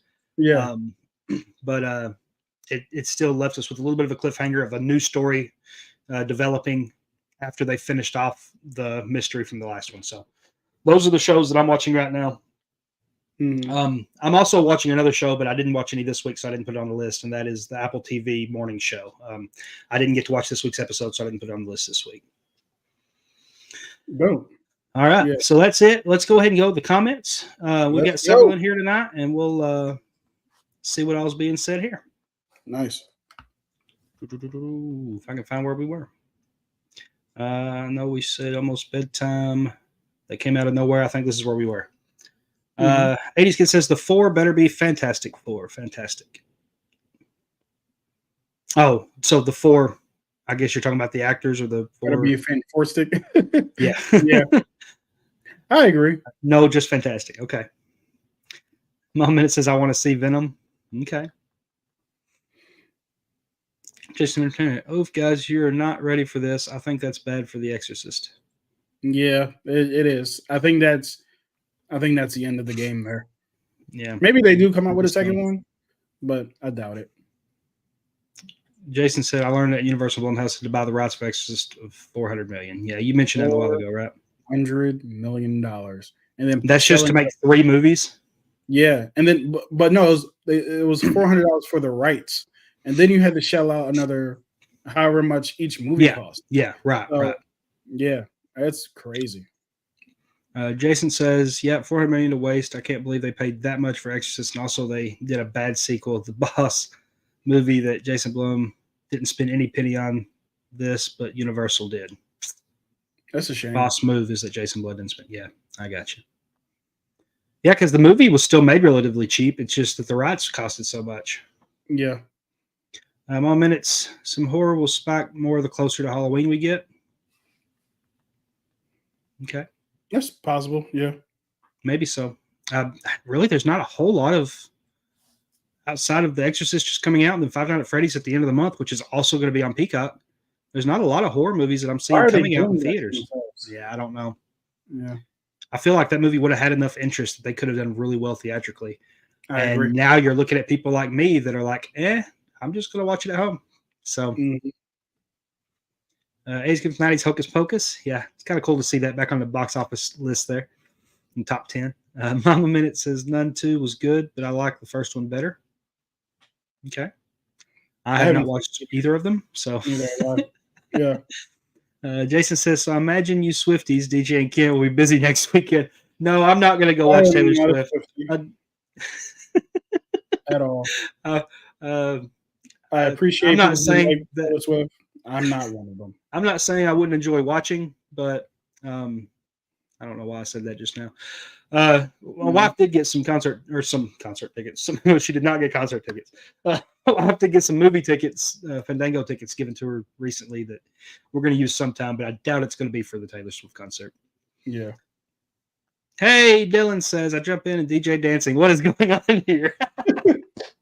Yeah, that's what happens. This is why you guys need to come to the Movie Time Minute stream, because every time that you come to the Movie Time Minute stream with DJ, you never know what's going to happen.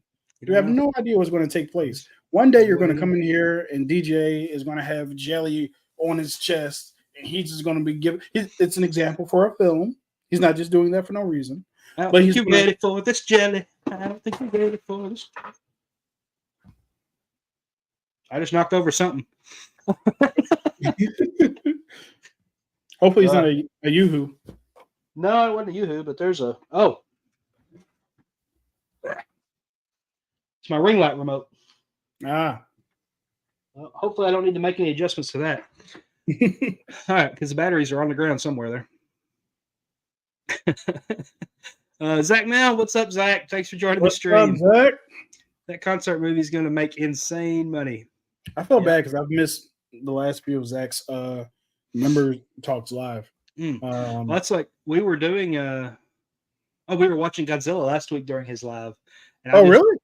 Yeah, that's what. If you remember, I jumped away from the camera. We were watching. Me and you were watching. Yeah, we were watching Godzilla. I thought you were saying that you and Zach were watching Godzilla. No. Me and you were watching that Godzilla movie during his last stream, and I jumped over just to jump in his chat and send him a message and stuff real quick, and then came back to you. So I actually missed it too, and I didn't get a chance to rewatch it this last week. So maybe I need to catch up and rewatch some stuff. I did watch a couple of his split off videos from it, but I didn't get to watch a stream. Gotcha. My mom and it's Taylor Swift got tons of Swifties watch football and register to vote when they usually don't, so she will have a lot watching. Okay. I agree. She has influence for sure. Yes, she does. Zach Mellon, Fox and the Hound still breaks my heart. Yeah. I had someone mention to me, why did you put that clip in there of of her driving off and leaving Todd in that movie? But I had to put it in the Disney movies back in the day had no care about children's emotions. It was like, hey, you want to be traumatized as a youngling? Here you go. Yeah. They were serving the trauma. Yeah, very, very much. Yeah, and that was another one of those Disney movies that opened up with a death of a parent. It's just so sad. At least The Lion King lets you get a little bit of joy in before they all Mufasa. Yeah. Oh, this is a good point. Okay, so even better than my point. Totally Killer was fun. I saw Back to the Future meets Scream. That's probably better than Back to the Future meets Halloween, because there is a mystery factor on who's behind the mask stuff with this one. So okay. So that it does make more sense to be more of a Scream meets Back to the Future. But it's got a couple of comedic moments too, a little bit of thriller moments. It's It's got some good stuff. It's not a perfect movie. Don't take that as like, oh, this is like the greatest movie ever when I say that. Yeah. But it was a fun movie. So That's all that counts. 80s Kid says, hi, Zach. Zach Millen, hey, 80s Kid. Okay, I'm getting to just some back and forths here. Happy late birthday. We got another person in the stream here, Dell on Movies. Hey, what's up, Dell? Thanks for joining the stream. That was dope, man. Jason says, I wanted to watch that. Olivia Holt and Kiernan Shipka in a horror movie. Yes, they're both in this movie. Nice. I didn't really know them that much before this. I had to look up what they were in because I wasn't sure. But I know people were talking about them, and I was like, okay, cool. I'm glad they're people. They're folks that people know.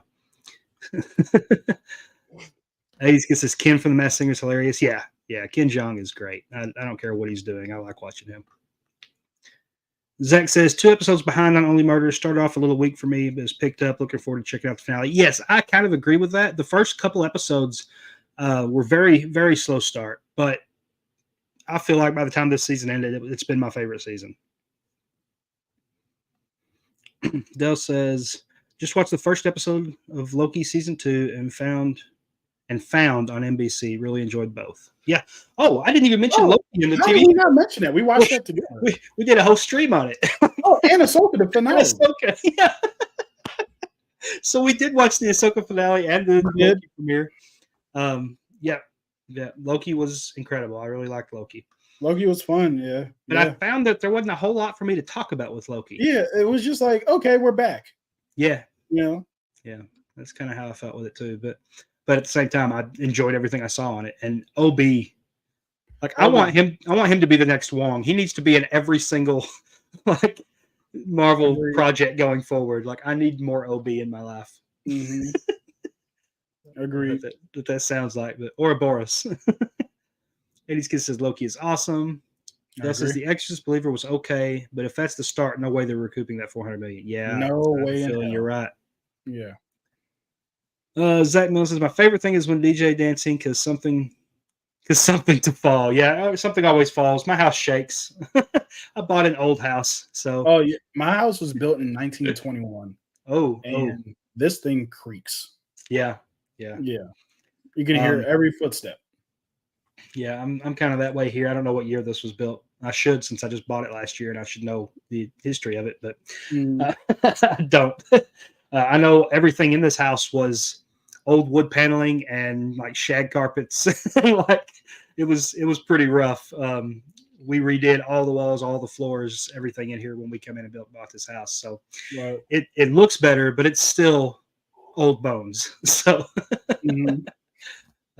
yeah, everything falls. And I can almost every time Zach jumps in on one of these streams and I'm dancing, when he does the super chat things at the start of his videos and the people that were from the previous week, it never fails. He catches my dancing and clips it out and puts it in his video at the start of it. A couple of weeks ago when I was when I did the standing up thing, that one stream we did. I don't know if it was with you or I think it was Zach Attack. I was on his doing that watch along with him, and I stood up and like smacked. Yeah, whatever. Yeah, I heard that you were wilding out during Zach's child-friendly movie stream. Well, Poppy Milne over there, he decided to cut that out and put it in his video for the start of that. So that got even more attention there. So I think I gained like 6 subscribers though. So that's hey man, dance yourself to 200. That is not what this channel is. In case anybody's wondering, this is not an OnlyFans. This is YouTube. 80s Kid says All Dogs Go to Heaven is the most sad animated movie. That one is pretty sad. It is sad, yeah. I don't know if it's the most sad. Yeah, because I'm thinking immediately of The Rescuers and The Rescuers Down Under. Yeah, that was pretty sad. Yeah, that was Lion King was pretty sad. Lion King was sad. It's my favorite movie. So yeah, it's he killed his brother. He threw him off a cliff and then blamed his nephew for the nephew's father's death. Yeah. And then sent him away and sent hyenas after him to eat him. Yeah. But that's not okay. Yeah, that's rough. Yeah. But I still don't think I've ever cried as much as the opening scene in Up. Yeah, Like, that was hard. that one gets to me. That was a hard one. That was that. Dill says Disney I have a constantly hot murders take parents. about Up. Yeah, yes, they do. Hmm. And sometimes they marry. Sometimes they. I'm glad I'm not saying married to what I was about to say. Sometimes they kill siblings, and stuff like that.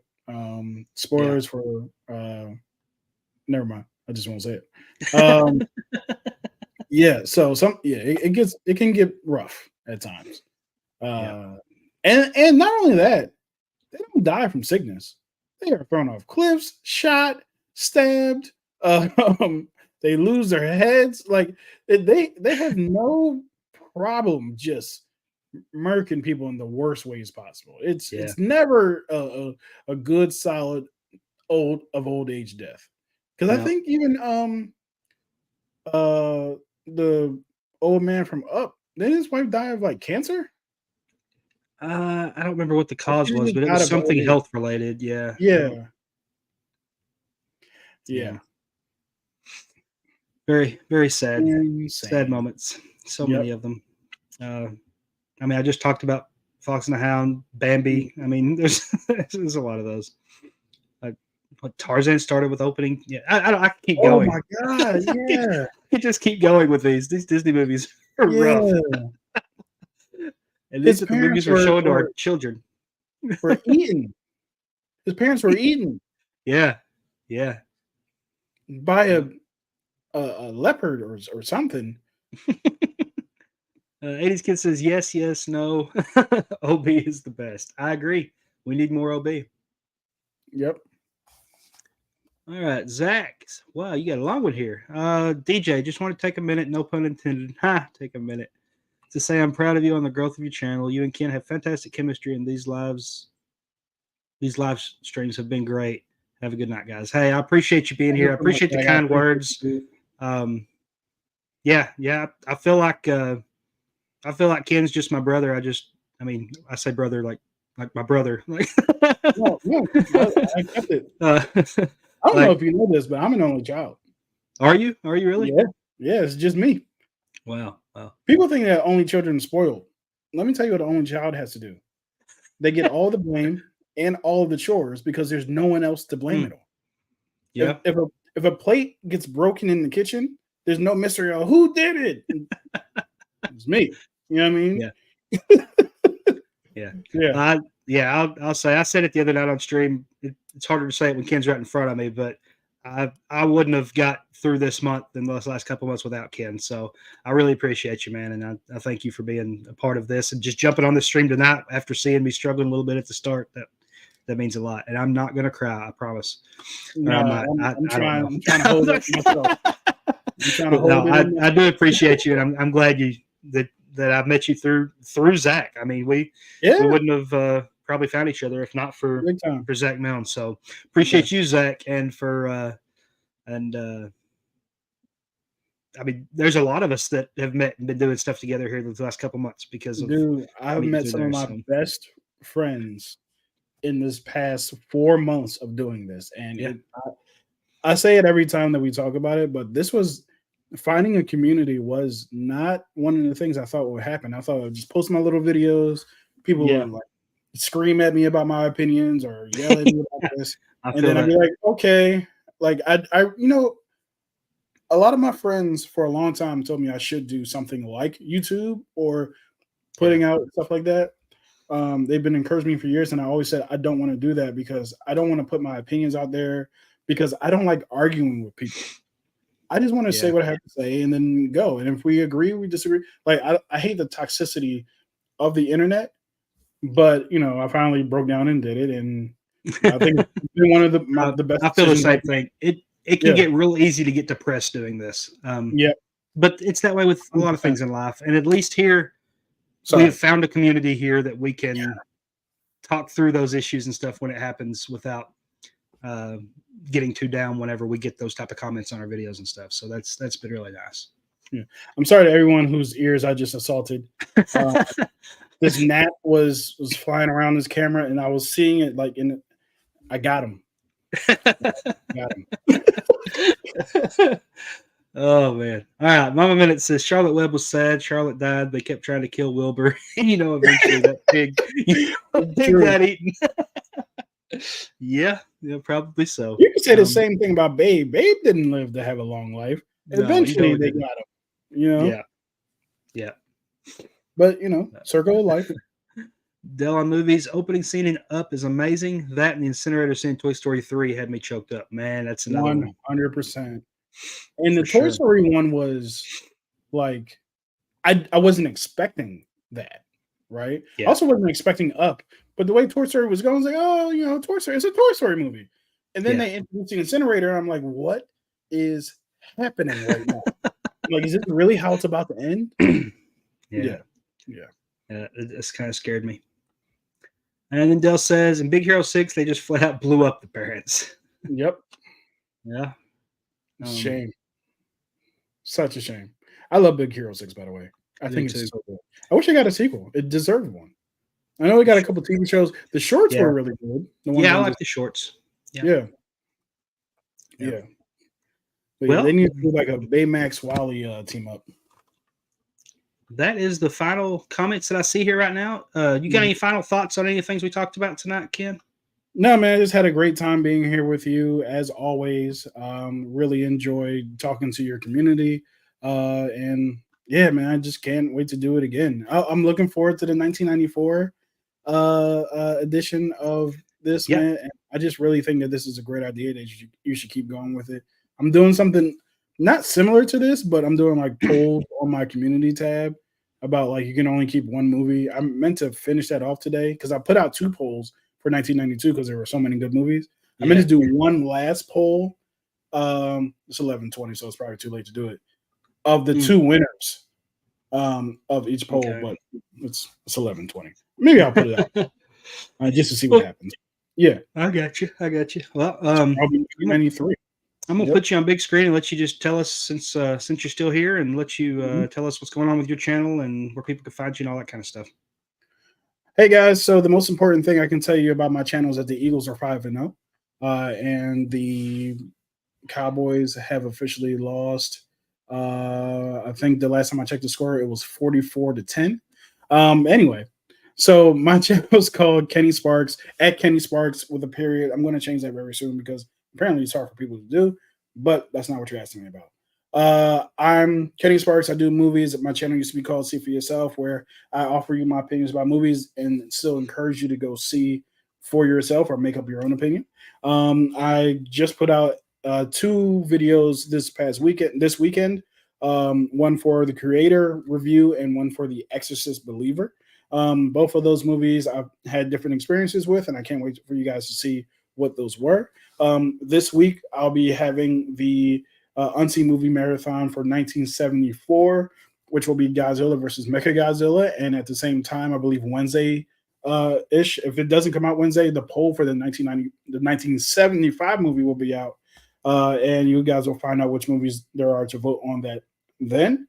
And also have some other things cooking up too, such as State of the Franchise DCU/DCEU.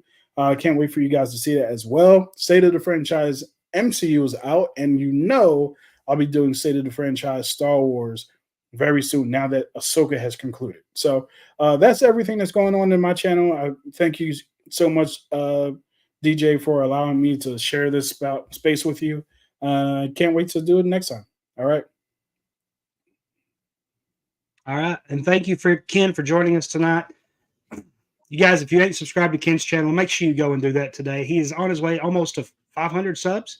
Yeah, I'm almost there. Yeah. Yeah. So let's get him there.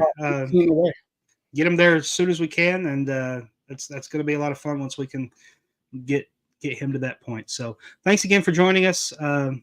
Check out all the videos we've got here on Movie Time Minute.